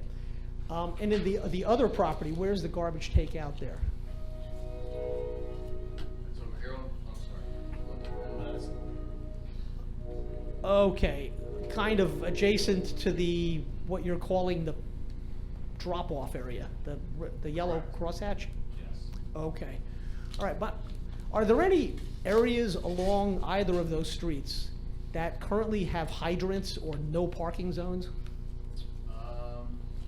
Not that I'm aware of. I can refer to my plan to see if it's Okay. Wouldn't it be advantageous to have the garbage takeout at an area which is already with prohibited parking? So that the containers are accessible? Yes, but I don't believe there's prohibited parking on Madison or Banks. No hydrants or no parking zones that you're aware of? Or you'll look into it? I don't see any hydrants on my plans in those locations. That's interesting, okay. What about no parking zones of any sort? Like, I believe close to the intersections, there are mandated no parking areas within, what is it, 25 feet? 25 feet. 25 feet of the crosswalk or the corner of the extended corner? It may be, I don't know if there are prohibited parking areas. Okay, all right. All right, so you haven't really decided whether you're just gonna have a curb, roll out the trash cans and have them picked up, or have a curb cut, which would in fact eliminate parking. Correct. Okay, all right. We need to do it overall, we're reducing the amount of curb cuts that currently exist around the building, so I think there's an assumption that you're saying that we're. No, wait, a minute. First of all, he's not talking. So I can, Madam Chair had asked for the amount of curb cuts and whether parking would be eliminated. She's allowed me to have a break and then come back at the end, so I'll be prepared to answer that at the end. Okay, But, okay, great. There Good. has been a reduction in the number of curb cuts. Okay, and you agree that that would be relevant to the garbage pickup, where the garbage locations are, whether there's curb cuts or not? Okay, thank you. Regarding the crosswalks, now, we talked about jurisdiction earlier, county versus city. Who has jurisdiction over the crosswalks themselves, the crosshatched areas, the piano keys, as they're called? Well, if it's across a county road, it's the county. If it's across a municipal road, it's the municipality. Okay. The parking lot across the street, that was indicated to be overflow parking for this project, was it not? No. No? Okay. Do you know how many additional people this project might attract to this area with the number of units and the bedroom sizes? I'm sorry, could you repeat that? Do you know how many additional people this project will attract to this area based on the number of units and the bedroom sizes? How many more walking bodies are going to be around here? I don't have an answer. Okay. Uh-huh. All right. And could you clarify why the county has jurisdiction over that right-of-way as opposed to the municipality? It was my understanding that New Jersey is pretty much a home rule state, and the more stringent regulations generally apply.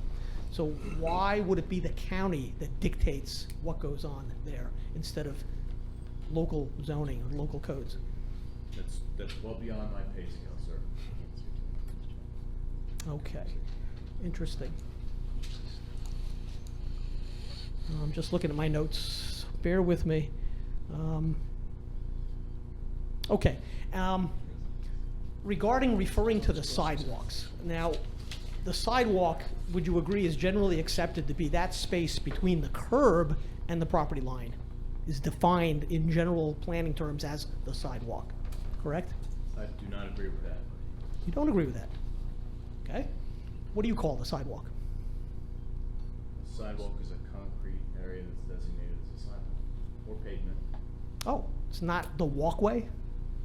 The walk or the walkway? Where are we going with this? Oh, where are we going? Can I answer that? I'm supposed to be asking questions, but I could answer that. It's because generally the sidewalk is that area left over from the vehicular traffic to the property line is called the sidewalk. Then the walk is called that part that's concrete that's meant for pedestrian mobility as opposed to the landscaped area. People use the terms incorrectly most of the time, but from a planning perspective, the sidewalk of a right-of-way is everything left over from the curb to the property line. And how you orient that is what you've been discussing. Green space, a walking space, a planting space. So I'm kind of interested, like, how wide is that space? What I'm defining as the sidewalk, which is generally accepted in planning. How wide is the sidewalk on Memorial, the curb to the property line? From the curb to the property line? Correct. How much space is there?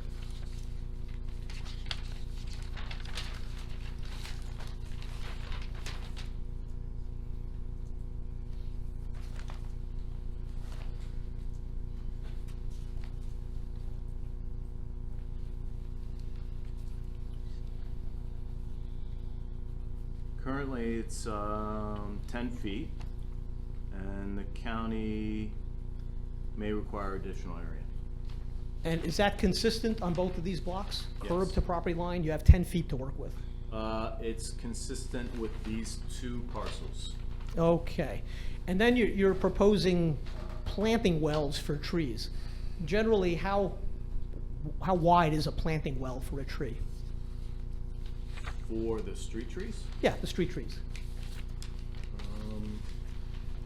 it's a city standard. I want to say 2 by 2, but I'll confirm that. 2 by 2. Oh, no? Someone up there shaking their head. It's listed as 4 by 5 on the plan. Okay. 4 by 5. In which dimension? Which is the 4, which is the 5? Okay, that's right. Or more specifically, how much of the 10 feet that we've already established is taken up by the tree well? Is it 4 feet or 5 feet? Let's assume 4.5. Let's, okay, all right, let's call it is 4.5. 4 feet. Okay. It is 4 feet. It's 4 feet. Okay. So what's left over as a sidewalk is 6 feet. Is it generally accepted that a walkway should be 4 or 5 feet in areas, in a high-density area, maybe 5 or 6 feet? For walking purposes, paved area, as you called it. So you get where I'm going with this? You have 10 feet to work with, curb to property line. You've taken 4 of it for a tree well. You're left with 6. And that's where people are supposed to walk. So if I can interject, the plan lists the sidewalk, the walkway on Memorial Drive as 5 feet wide, and the walkways on Bangs and Madison as 6 feet wide. Okay. So that seems to leave 1 foot left over for this green space that you're all arguing about between, on the other side of the property line, in the right of way. No, there's additional space between the property line and the building. True. I'm not concerned with that. You can do what you want with your own property. I'm concerned with the public property. So there's about a 1 foot sliver, after all is said and done, that you think the county has some jurisdiction over, as to where it's green space or concrete or pavers or whatever. The county's also requested an additional dedication In what regard? of right-of-way width. Onto your private property? Yes, For what purpose? for their purposes. They're asking for an easement No. from you? No, That's what that would be. no, No? Explain, please, what you're referring to. Is it dedication? it's a right-of-way dedication. And what legal ramifications are there for that? The property of the developer Mhm. would be conveyed to the county. Conveyed to the county? Essentially moving your property line? Yes. That's an interesting development. How much? How far? I believe it was 5 feet, but I have to confirm that. So now we're talking about that dotted white line there being moved 5 feet closer to your building. No, How much? we've used that dotted white line. We've used that dotted white line in anticipation of that. So that white line on Memorial, the dotted white line, is inaccurate as of right now. That's not the property line, because the dedication hasn't taken place yet, correct? The dedication has not taken place yet. Okay, so that property boundary is misleading. No, it's the proposed property boundary. It's a proposed property boundary. Okay. All right, so 5 feet. So the 10 foot that you gave me is what? The proposed, or is it 10 feet plus the 5 that the county wants to take? Making it 15, actually. I'm not sure I answered. I understand your question. Your answer to my other question was that between the curb and the property line is 10 feet. Then I asked how much is the tree well. You said 4 feet, leaving 6. But then you're now saying that the county might take 5 of your property. And then I was questioning, you're saying that this dotted line is the proposed boundary, inclusive of the taking. Is that my understanding? Correct. Okay, so that alters the numbers now, right? So instead of 10 minus 4, leaving 6, you've got the 6 plus the 5, which is really 11. So you've got 11 feet now to work with, which is going to be public right-of-way, exclusive of the tree wells.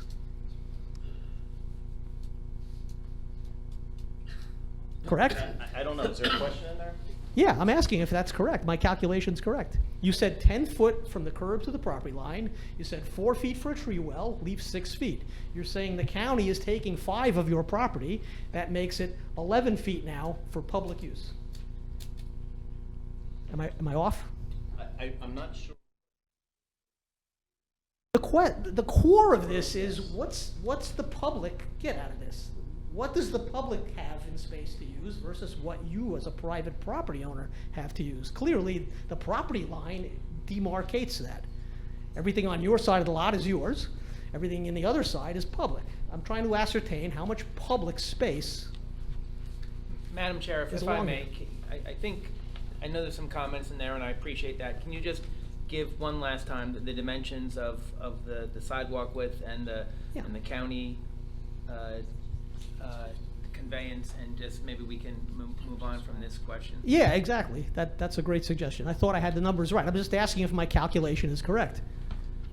10 feet minus 4 leaves 6. 6 plus the 5 you're giving to the All right, county. why don't we let the Okay. witness answer? So, we currently have approximately 10 feet from the face of curb to the property line, another 5 feet approximately dedication.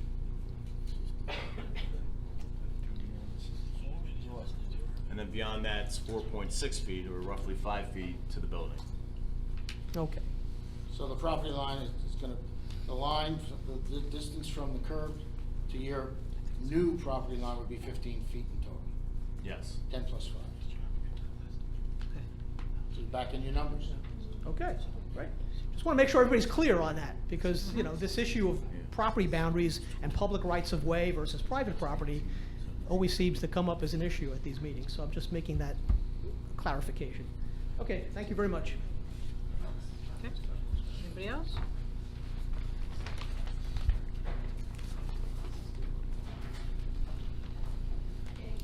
Good evening, Kathy Chamas, 930 Bangs Avenue, and we're just going to be talking about, I think, what you guys call Lot 2. It's the side of the building, down that dog leg, down Bangs Avenue, because that's where the property is. That's where our property is. Okay, so I'm a little confused. I see that we've moved an entrance into the garage. Is there still a single entrance to a garage down there at that end? Like it's one way? Like I'm trying to figure out where's that line, or is it just pedestrian into that top 930 Bangs Avenue? Where the trash is? Yes, it's where the trash is, because we're gonna go back to the trash. All right, trash is inside. Trash is inside. And that's a, oh, go ahead. Is it a pedestrian walkway? What is it, or is that a driveway? What is that? That's egress only from the building? Okay, so it's just, it's pedestrian, it's not car, or is it car too? It is not car. Okay, thank you. So I see we still have the trash is left down there at that end of the building, so I'm still trying to figure out when I'm sitting in my house, and now if I have my calculations right, because we're losing a 1.5 feet in there, that at my front door, I am 10 feet away from that trash truck that will show up now at the end of that building. That concerns me. 10 feet? Okay. I don't know if I have that calculation right, but that's, because I believe one of the easements we're asking for at that end is not to be 6 feet or not to be 5 feet. We want to be like 4 point something, 4.9 at that end. Is that correct? That's correct. That doorway is approximately 30 feet from your house. So the doorway where the trash would be picked up is approximately 30 feet. Yes, from here to... Yes, there. So To the property line? No, to the house. To her home. So it's about it's probably less than 20 feet.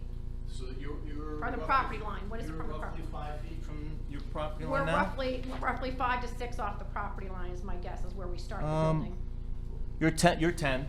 So you're 10, we're 4.9, so we're 15 feet between her building and our, that portion of the refuse area. And I know why 1.1 isn't important to you, 1.1 would be very important to me at that point. I'm struggling with, and maybe the pictures are coming, I would like to know what the building looks like at that end, because I'm getting the impression I am. No, it's coming. It's flat spaced, and I'm a We've little requested that, concerned. it's coming. Okay. What is landscape down there? There's been no discussion about what my landscaping is between my property and theirs, or yours.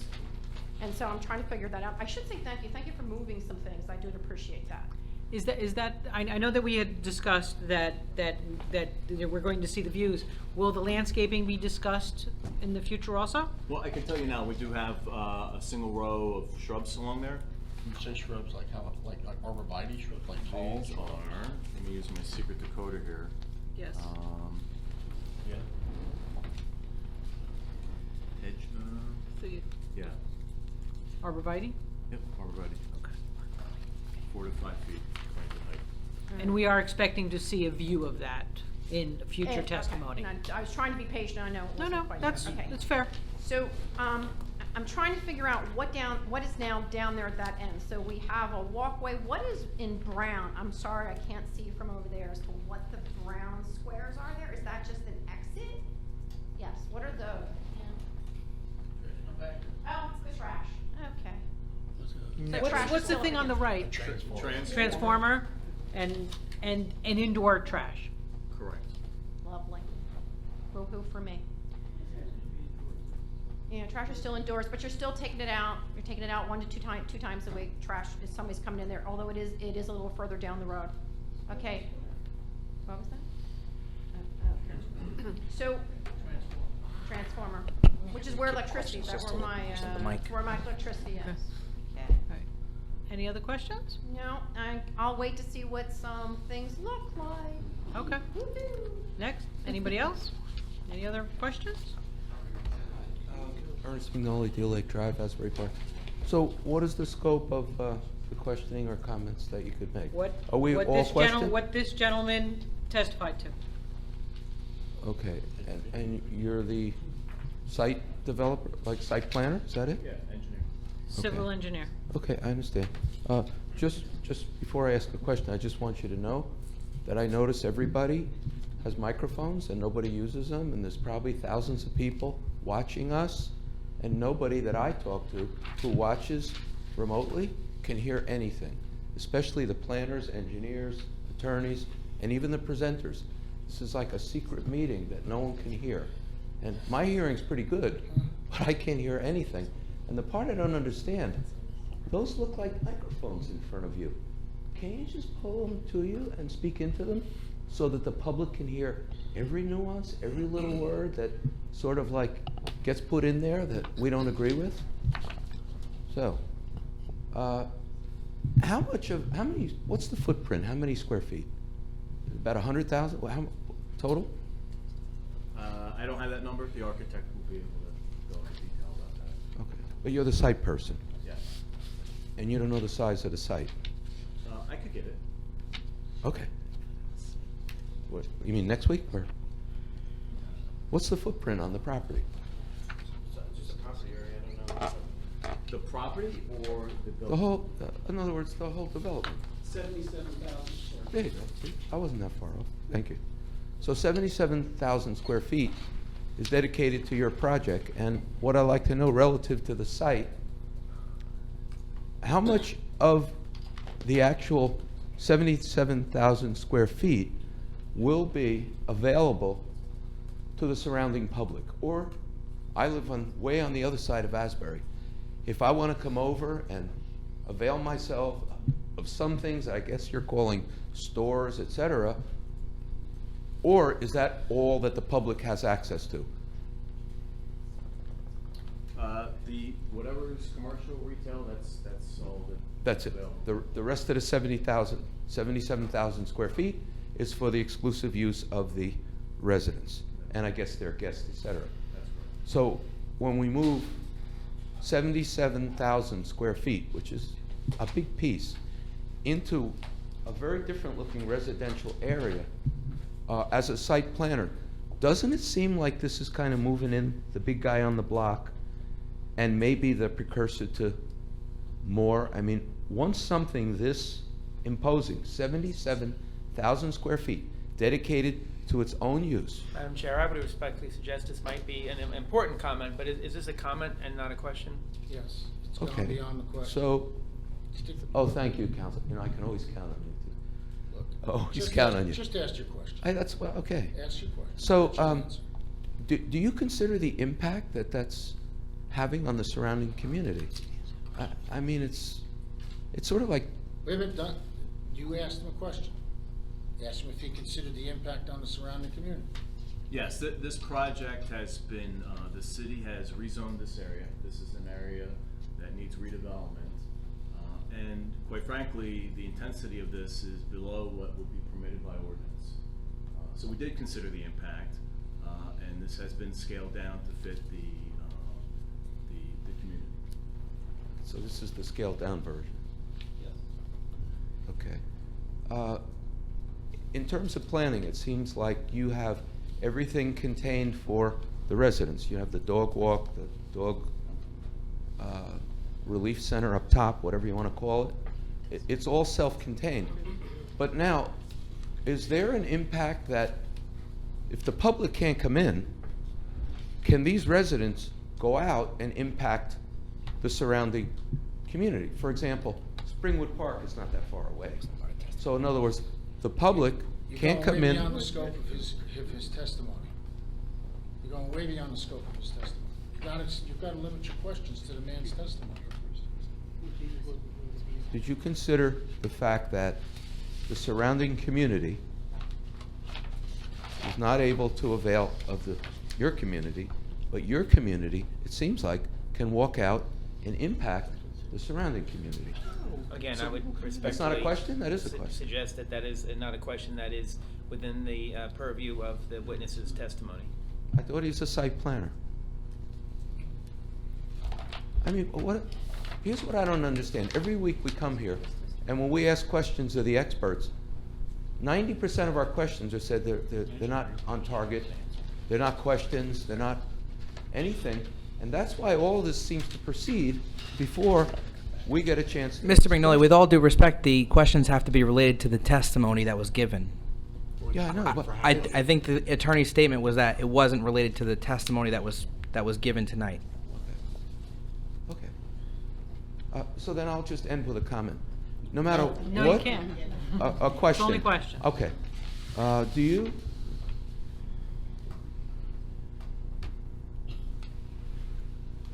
I'm listening, I'm sorry. I don't mean to turn my back. I'm taking notes. No, that's okay. That's okay.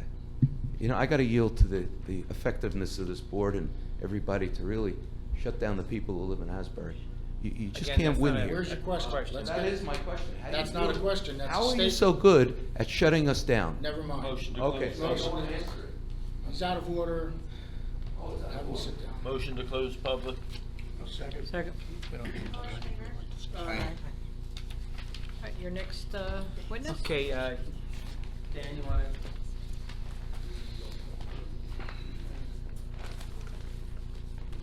Dan, why don't you come up? I know you were sworn tonight as the architect, and I know there's some elevations and renderings you want to walk us through, and I know Ms. Chavez had some specific questions regarding her corner, so. Yeah, absolutely.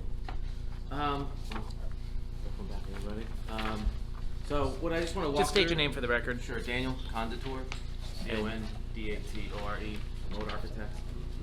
So what I like to do here is just walk through the updated images that we put together. They're based off of the changes in the plan. So I can kind of use the images to talk about the plan itself. So what we're looking at now is the overall site plan with the buildings in perspective. You know, one of the comments from the original testimony was, you know, mechanical units on the roof, where they'd be located, would they be screened, and are they visible? So this perspective kind of shows you where they'll be located for each serving units below. And then as you see the images from the street, they're still there, so if you can't see them in the following images, then they're sufficiently screened. So I'd like to work our way north to south, so there's kind of like a rhythm to what we're showing here. And as we go through, I'll just talk about some of the updates, so we can just start with the next perspective. The notations in the bottom left-hand corner. Yeah, and there's some clarification, kind of to help people orientate themselves. We put some notes on in the corner so you can kind of get a sense of where we're taking our images from. So this is the corner at Bangs and Memorial. One of the key comments that we came up during our last presentation was the activation of this piece as an entry for the residents. Originally only went up to the amenity deck and it didn't go beyond. We've made that adjustment so that is an entry point for the residents. There's not an elevator in that vertical circulation because the way we laid out the plan, you'll see later, is trying to balance, not just activate this corner, but we're trying to balance the circulation of the people in the parking lot. So we have 2 elevators.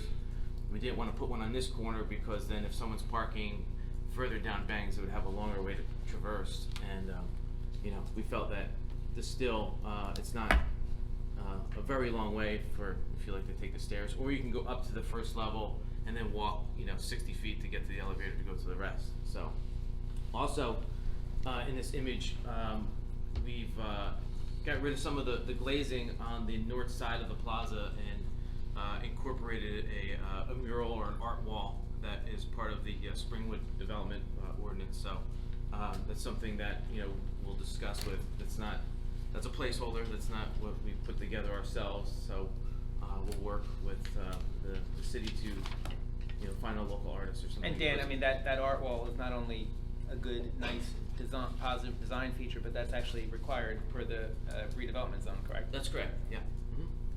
So you can see that there, and then this is obviously the plaza that we're trying to create to activate the corner. You can start to see up on the top, there's some multicolored fenestration. So originally we had that kind of like ivy wall, and we've eliminated that and created this kind of little funky aluminum battens that they play in depth and color to just kind of give some pop to the building and the architecture.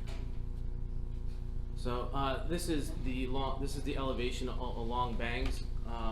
So as you can see, there's a corner to the left, and as you work your way along, there's that entry that was shifted. So that the wood elements will be primarily used to show vertical circulation. So that is a secondary access for the residents. So there is an elevator in there. So that's kind of just to kind of go back to, there was a question why that loading zone was over there, because that tower to the right has an elevator. So people are moving, they can go enter right in there, get access to the elevator and go up. Also, when we were talking about setbacks, at the ground floor, the building is set back, like we mentioned, about 5 feet from the property line, and it allows us to bring some relief to the architecture. You can see these pieces that pop out, and it also benefits us because we're able to capture some screening area. I can get up real fast. So in this image here, next to this entry, you see a screen wall over here. So further on, you'll see that we have these screen walls throughout where we will eventually need to put our gas meters and electrometers on the face of the building. They can't be enclosed in a room, they have to be accessible. So we created this screen wall feature. It's a 6-foot wall from the property line and to hide that back there. Also, we're trying to achieve open air parking, so we don't have to mechanically ventilate it. And you can see in that elevation the the garage screening that we're proposing. And later on, I'll quickly show you an image of what that actual product looks like. This is just a further close-up of that secondary, or the entrance to the garage. So what we did from originally is we really pulled that activation towards Memorial, because that was one of the comments that it was way down. So a lot of action is going to happen here. Residents coming in, cars coming in, and the primary parking field is closer to Memorial. So the idea is that cars coming in here will be minimal going west down Bangs. It would be more of like an overflow if needed. So the activity is going to be dramatically reduced from the original proposal. And you can just see the architecture there too. Okay. So this is a view that the neighbor came up and asked us, what that view would look like from the property. I mean, obviously, we're working our best that we can to estimate the location of her house from Google Maps. We think it's fairly accurate. At one point in the original plan, the 4-story volume extended all the way towards the property line, but we've tried to pull that back just at that corner, so to look closer aligned with the front of the house, and then we just have that 1-story volume towards the front, towards like parallel with the front yard. We also removed, there was an exit that we had from the staircase, and there was a light back there that was facing her property. That was eliminated, and now the exit is on Bangs, and then you can start to see the transformer that is there on the adjacent side of the property. This is a view of that area. You know, we're still working with the clearances on the transformer. I mean, we wanna screen it if we can with fencing or shrubbery. So I would not say this is not the final design. We need to work that out relative to where the property line is and the transformer final sits. But we will screen that better than what's shown in this image. And also, when you look past the transformer, you can kind of see that gate area that we have where all the meter banks and stuff will be kind of concealed. I know that there's been some other developments in Springwood that have not concealed them as nicely as people want them to be, so we made an effort to do that. Here's the streetscape view, primarily looking down Memorial South. One of the comments from the original hearing was we didn't meet the requirement of storefront glazing. It still showed up in there. I want to kind of work with you on the math to see that we're on the same page, because I thought we complied by our standards, so we'll work. But if you remember, there was knee walls and the glazing started at like 3 feet. We brought all that glazing down and really made the front a little more transparent, showing a more standardized sign, and then updated railings at the top. Gotcha. This is a view, you know, looking down Madison at the center of the two buildings. Again, you can see that the removal of the ivy wall and the incorporation of this aluminum batten system that we think really brings some pop to the building, and the landscaping that's proposed in the streetscape. So this is a view on the south end of 901, looking at the entrance into the residential entry and then the garage entry to the left. We felt that was important. That wasn't really illustrated in the original presentation, to have a definitive base, so you can see that brick and that hard surface stays consistent along the streetscape and helps, you know, screen the parking entry and things like that. Gotcha. So this is that same elevation looking more towards the back. So we have our line of tree buffer, and then we have the brick returns, you know, about 10 or 15 feet, and then there's the parking back there. So, I mean, really what we have is covered parking. It's open because we have an open air ventilating system, so it's not a solid wall. There's a bit of a top, and then there's a bit of a knee wall on the bottom, and then there's screening, and we have some sections and stuff that I'll show you at the end that kind of illustrate that a little bit better.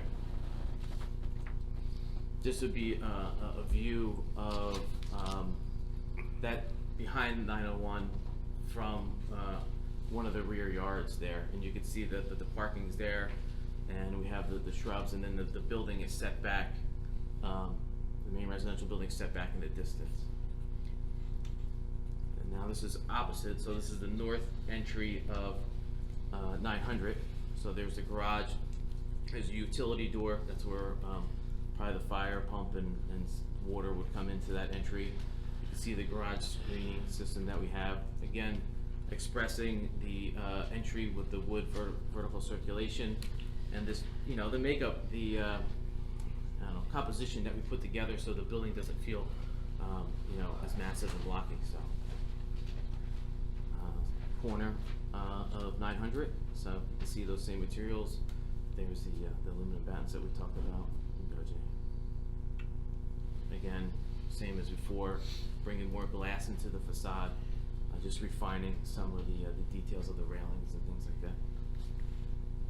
This is a kind of a bit of a change from the original. It really was a small area to work with. We had some green wall at that point, so we removed that, but we felt that that corner was too blank, so we incorporated that aluminum, and then this would be our feature art wall for the 900 building on that corner, since on the other side of that white wall is parking spaces where those compact spaces were. So we're not going to put glazing in there, but this is an opportunity to create a little seating area and provide some art. So, and then this is the south side of 900, looking across, and then you can see just the where the transformer sits behind, kind of tucked behind in there, and then you can see the parking roof canopy. It's more of like a canopy more than it is a roof. That comes out, and then the screening of the garage. And then this is just a close-up of that area, and again, taking advantage of pulling the building in 5 feet at the ground floor and letting the building cantilever over, and then having those meter banks kind of hidden behind a screen wall, which I think really worked out well. And then if we were on the property line, we wouldn't be able to build that wall into the right of way. So just trying to use what we have to create something. And then this is just a bird's eye view, looking from kind of the rear perspective of the building. And you can go next one, Jay. So these are just some of the details that I talked about with the materials and the screening. Would you mind going up? Yeah, absolutely. Please, thank you. So this is kind of an important section. So this is more of like our typical section at the garage. So you can see the cars is parked there, and then from the inside there's a retaining wall. So this dimension is 2 feet, but that's going to vary, and that wall's going to vary. Some places the grade's going to be higher, some places it's going to be a little bit lower. And then we have that fence screening, and then we have a little bit of a bulkhead, and then there's the roof. So we can see that, and then we have a buffer. So the cars are parked in, the headlights are shielded by the wall, and that's kind of a way to kind of create a buffer for the garage. The second one in the middle, the one in the middle shows a little bit more detail of that screen wall I was talking about for the meters and things like that. So that's there. And then this is kind of like on the street view. So you can see how the building cantilevers over, and then this is set back. Same thing with the knee wall and the screening. So those are typical sections that weren't really displayed as well in the original presentation, that we kind of try to bring some clarity to. And then you can see the type of fence that we're talking about for the garage area, and those types of things. We have railings in the back. Go to the battens for a second. It's in feature. Yeah, the battens are here. So this is, we can play with them, like the depths of them. Some of them are 6 inches, some of them are 4 inches, and they're just aluminum battens, and then there'll be a solid wall behind it, and just create some texture, some architectural detail for the building. I think I have another one here, right? Don, are those fixed? They're fixed. Yeah, They don't, they like, won't swivel move. or- Yeah, it's almost like, it's aluminum storefront type stuff, but it's a little more decorative. So they're fixed. And then the last one is just update the signage. So we adjusted the signage to comply with the ordinance. So we have the Asbury Point South and North signs. They're reduced to meet the requirement, and they're just located directly at the entries on Madison. And then we have our standard tenant sign that will obviously change when it starts to be incorporated. So that was Well, Dan, just in a nutshell, let me just say I applaud your testimony, but also your design here. And my experience is that it's always architect's job is always difficult because you have a lot of masters to serve. You've got to comply, overwhelmingly comply with redevelopment standards. You've got to comply with, obviously, building and construction code requirements. You've got to comply with fire regulations. You've got to design something that's aesthetically pleasing and pretty. You want to design something that's functional and marketable. And obviously, with regard to the redevelopment standards here, you want to design something that actively engages and promotes the streetscape and pedestrians, and you also, obviously, for all the right reasons, you have to design something that people are gonna wanna live, where people are gonna wanna live, and you have to design something that the men and women on this board are gonna have to say, we want that type of place in our city. So between what you initially submitted and all these changes that you've made based upon comments at the last meeting, I mean, do you find and do you feel that this is a more streetscape engaged project, and do you feel that you've at least in good faith attempted to satisfy a lot of the questions and comments and concerns, legitimate concerns that were brought up at the last meeting? Yeah, absolutely. I mean, I think we took a lot of time to kind of make a building that's going to last. Obviously, you know, the ivy was a big question and things like that, long-term use and maintenance, and we understand the need to kind of push the activity more towards Memorial Drive. I think that was a big part of it. So I think we did a good job of addressing that. So I feel like the building has really come together and kind of tightened itself up the way it is. And last question, I know we talked about this at the last hearing, but just for the record, this proposal complies with the height requirements and the number of story requirements, correct? Yes, absolutely. I mean, we more than. We're more than, I think, we're at 65 or 60 feet to the roof, and I think we're allowed 80 or 85, so this is substantially less than what is allowed as far as building height. Thank you. Do you have anything else to add? No, I do not. Madam Chair, I have no further questions for the witness at this time. Yes, but I'll let everybody else go first. Unless you have nothing. If you don't have anything, I got plenty. Go ahead. I've got a couple of questions. When you were laying out the parking in the garage, your last slide, you showed the cars. Are any of those spaces with electric charging stations? Are you gonna put any in there? We don't have any shown currently, but that's something that we can look at as we see the need for it, then it's a possibility. Okay, and going back, as you went back on these various slides, there seems to be a pretty big discrepancy between the depiction of the sidewalks on those slides and the depiction of the drawing by Mr. Hopkins on the preliminary and final major site plan. It looks like on your slides that the sidewalks are, the walkways are substantially wider. The concrete paving is substantially wider than shown on the site plan, which is correct. We've taken the way we built this, not going into it, is we actually take the CAD drawings from the civil engineer and incorporate it into our model. So maybe it's just a perspective that seems off, but they are accurate. Okay, it seems like those planting areas are substantially wider on your drawings than on the It's a perspective site and plan. the scale thing. We literally are taking their CAD file and kind of extracting it or extruding it, as you would say. So the dimensions come directly from them. Okay, anybody else?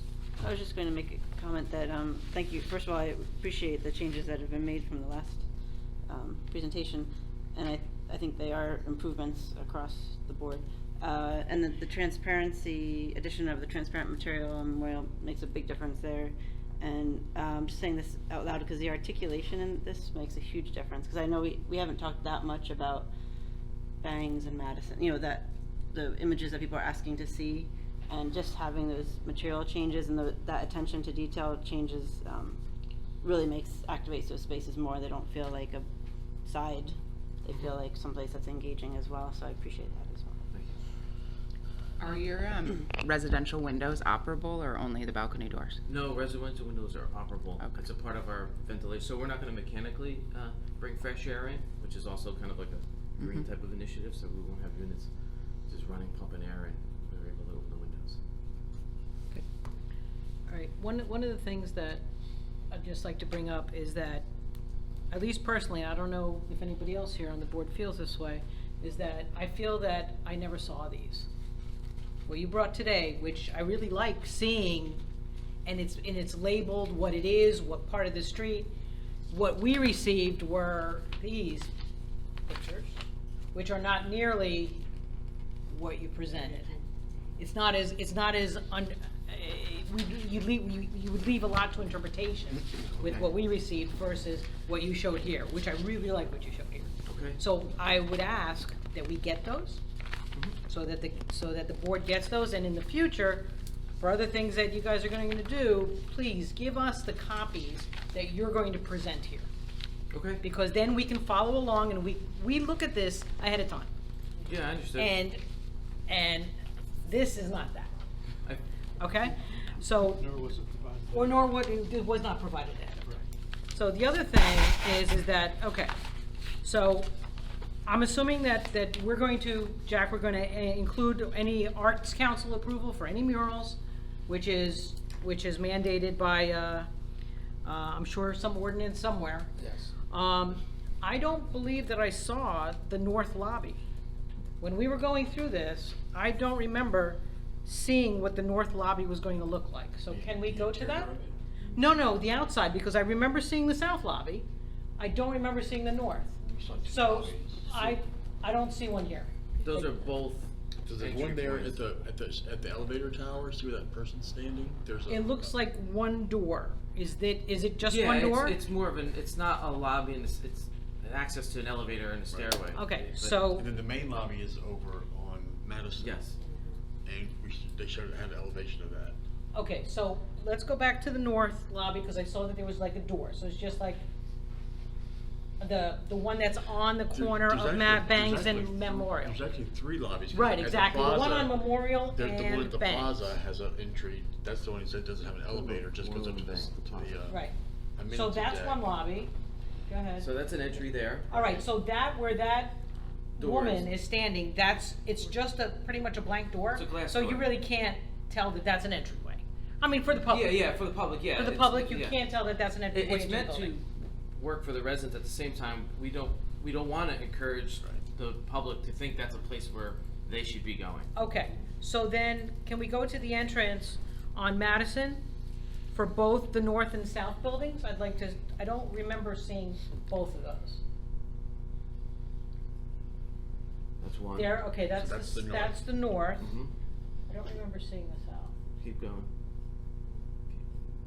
That's it. It's not the best perspective. The tree's in the way, but it was behind that Over tree there. with the All right, so they're identical? They're very similar. They're across the street from each other too. They pretty much align with each other, the towers. Okay. Yes, Right. if you look on the plan, you can see that they're across the street from each other. All right, so let's go to the where on the corner of Bangs and where the other residences are. Right there, I don't remember seeing a view of what that doorway will look like on the north You know where block. the trash is? Yes. Yeah, they I did was have a trying to picture of avoid that. saying Yeah, that. well, it's right there, and then there's another one a little bit closer, a different angle. Oh, the Yeah, banks. like- Yeah, there. Okay, so that's the door. Yep, that's the door. Okay, and no curb cut, that's good, we don't want a curb cut, that's great. Okay, And so the plan is that if you can, to extend the arborvitae like all the way down there. Yeah, to straighten and that. we just had to make sure we get some clearances Right. properly with the JCP&L and setting of a transform. I mean, we don't know the actual size of it, so it's all gonna get, Yeah, tweaked. it's like on the plan, it shows it, but I Yeah. understand your discussion that, So you know, it'll you have to work it through. would be nice if that transformer was hidden so the Yes. residents don't see that. We're aware of that, and we agree. Okay, so then we'll have to add that to what we Got it, wrote. thank you. Okay. All right, I don't recall seeing the rear yard view so that we can see where that 20-foot, 4-foot, what was that setback? We have that back one, and Okay. it doesn't really. It's that, it doesn't show like that Yeah, other this is building where it's right up against it. Kinda cuts off to the left. What is that building? The large building that's right at the very back of the plan? Which building? Oh, that's the church there. Yeah, we're not that church. far back over Right. there. We're looking zoomed That's in a the little only- bit closer. That's the only place where that, like that 0.8 foot Right. might be of concern. Okay. But I don't know what the back of that church is. I don't know what's going on there. Yeah, I don't know. I haven't looked at it closely myself. That's the only area that might be kind of Mhm. questionable. That's really tough to tell what's going on there. I mean, through, Do we have anything that shows us? You're talking about right here? Yeah, the rear setback, that's the issue. so Yeah, we're basically Yeah, I'd like to standing see what that is, yeah. in this yard, we're looking kind of that way. Right. And it's kind of cut off on the left. It would be, very similar to what is there. It wraps around the corner, basically. So these are backyards. The rear is the backyards, and then the closest thing there, that's a church? That's the church, yes. The bigger building. Like isometric, Okay. bird's eye view. Okay.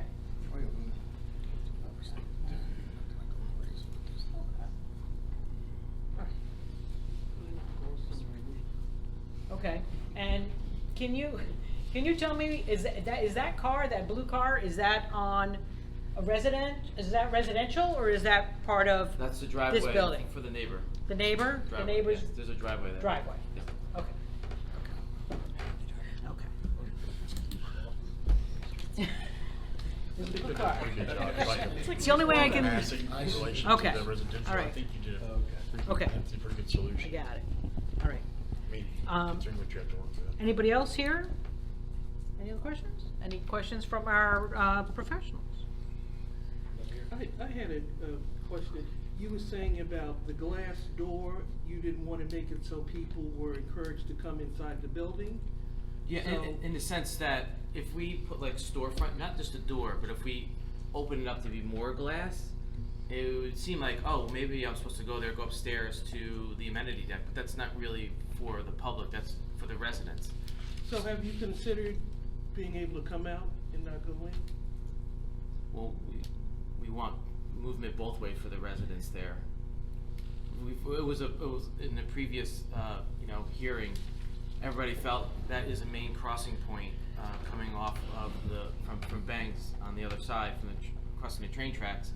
And we didn't have an entrance there, and everybody thought it would be better to have one, and we looked at it and we agreed. So that's why we added that location. And what's the completion time once you get started? I can't answer that question. Well, I mean, Oh, I don't, That's 16 months to 18 months. Okay. Looks good though, All right, anything from our professionals? Okay, we have less than 15 minutes. But, public questions. Yeah. My suggestion was, do we ask for what we would like to see next time, or do we go for public questions? Well, we have to let the public ask questions of this witness. Mm-hmm. Want to do it now? Yeah. Oh, yeah. Okay, let's do it now. Limited. Okay. All right, we've got 15 minutes. Come on up. Get someone home to bed. Okay, Kathy Chamis, 930 Bangs Avenue. Can we go to those pictures on the back end, dog leg down? Yeah. Bangs Avenue. I do have a question. Does it, to me, or does it make sense to actually put the trash in the middle of the building now, where there's already a driveway for it to come out? Just putting that out there. I'm trying to figure out where my building is and how fast I'm gonna go straight up and how much room I have. So I get the impression, so I have driveway, my front yard. Yep. There's a little bit, there's a 1-story, then I go up, okay? Yeah. And there appears to be a little bit more of a setback, that one piece comes out, and there's now a further setback, is that Yeah, correct? that's correct. So what is the setback from that property line now, when we talk about, there's a white piece there, and then we go to the brown? Yeah, so the white piece is the white piece and the gray piece to the right towards your rear yard is at the 4.5 foot, not 4.5, I'm sorry, 4.9, whatever that number is, that's set there. And then the dark gray piece to the left towards the street, I believe that's another 12 feet, Carly, somewhere around there, another 12 foot Okay, so away. when you say that, the white and the other piece, Yeah. then you're gonna have, I'm sorry. Yeah, I get it. So these two pieces are at the 4.9 from our property line. And then, I don't know your actual setback Yeah. that's about it. So this is about 15, and it doesn't go all the way back. It stops, it steps back down because the parking.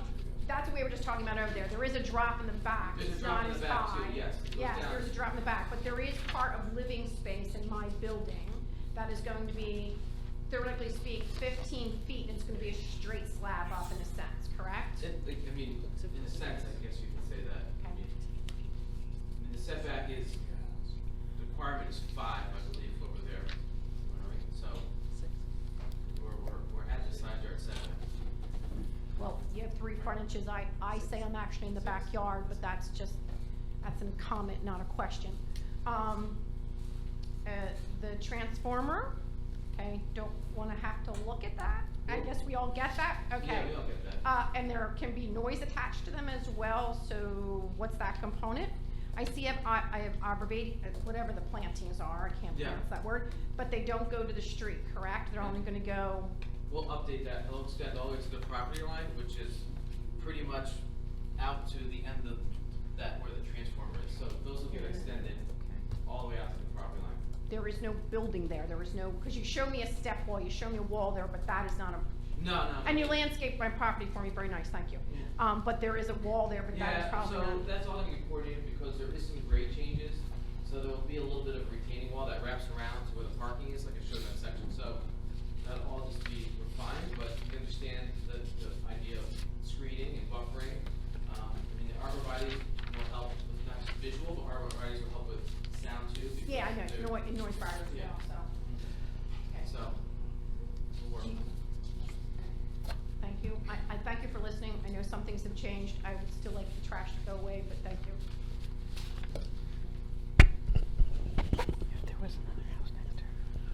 Hello, Warner Baumgartner, Fifth Avenue, Asbury Park.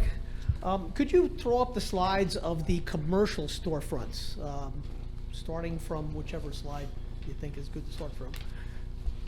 Okay, so that's the corner at Bangs. So it's glass all around.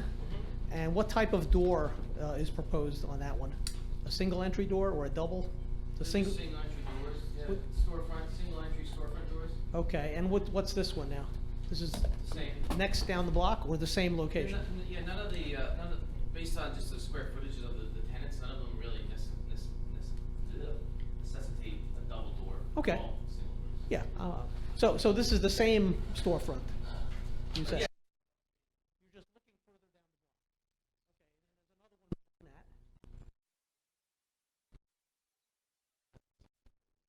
So there, yeah, you can see a little bit more glass and then it stops at the corner. Go back to the other one. Goes in the perspective of the first one. the aerial. Yeah. Yeah, there we go, that helps. Okay, so you've got 1, 2, 3 on that southern building. And then 1, 2, 3, 4 on the northern building? Those 3 bays along Memorial. Okay, 3 and 3, all glass fronted.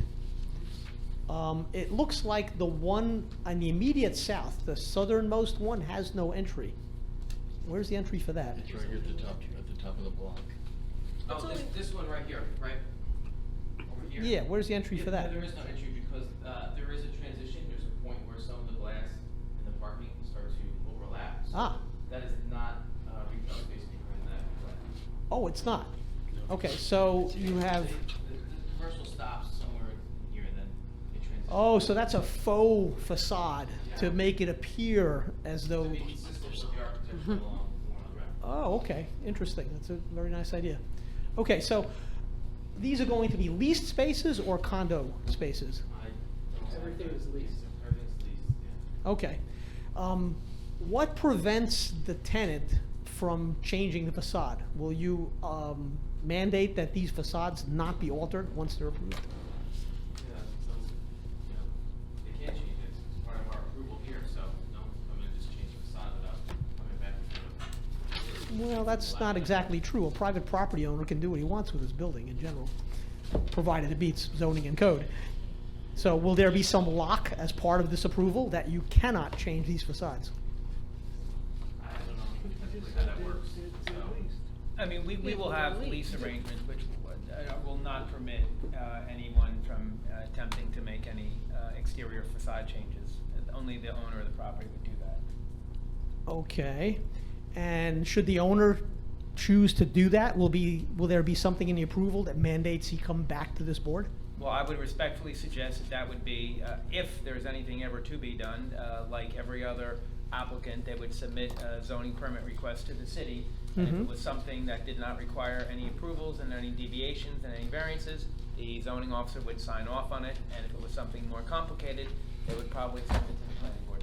There's also the Springwood redevelopment overlay over the entire area, which is another layer of control. Understood.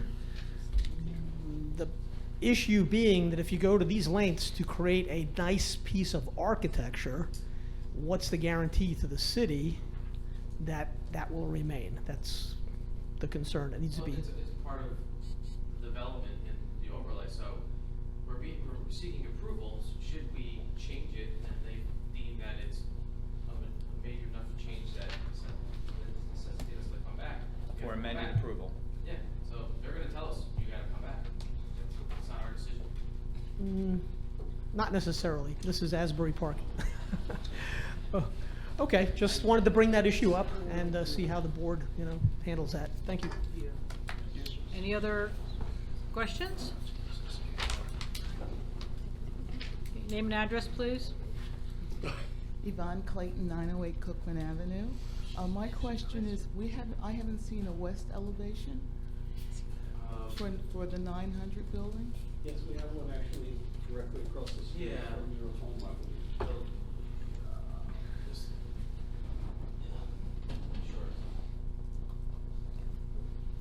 There's a vacant lot to the left of that. Yeah, there's the vacant lot and then So, Memorial's. yeah, I understand where Memorial is, and that's Cookman. So what, can I see the back side of the building? What is it going to look like? Oh, okay. Don't have a perfect perspective, but this is it here.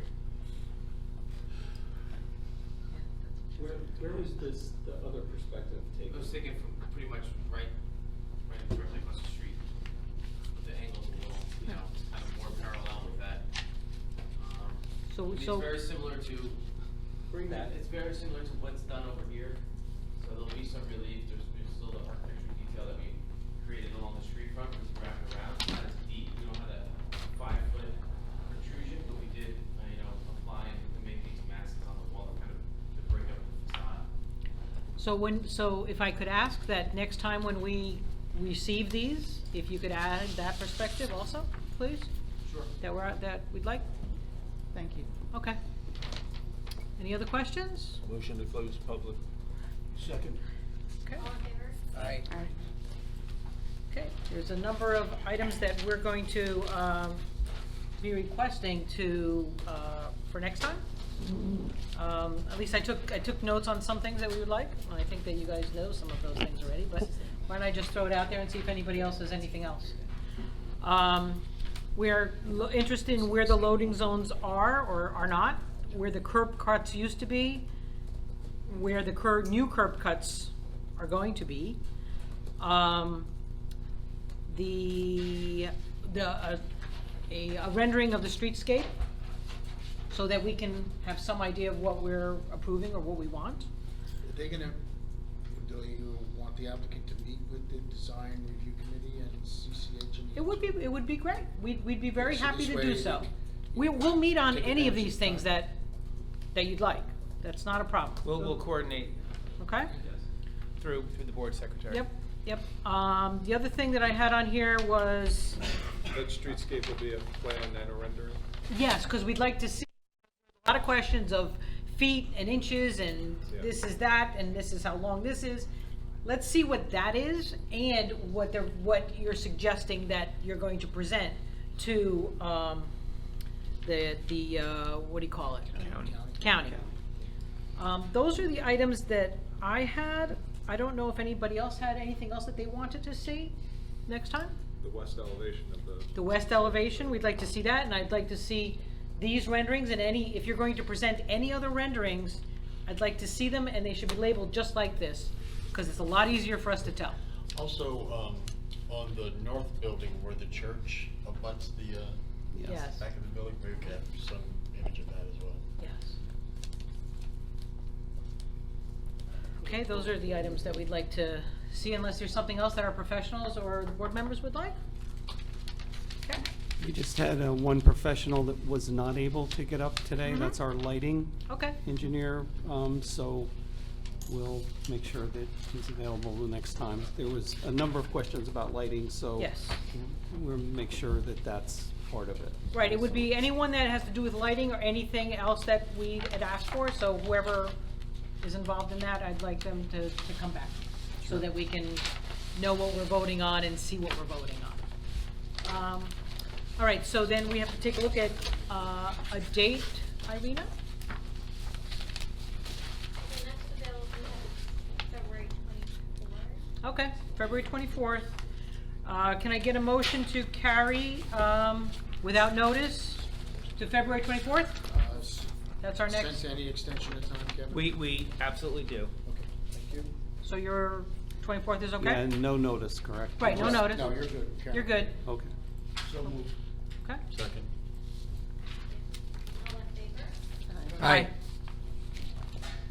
Carried to February 24th, 2020. Right. All right, can I get a motion to adjourn?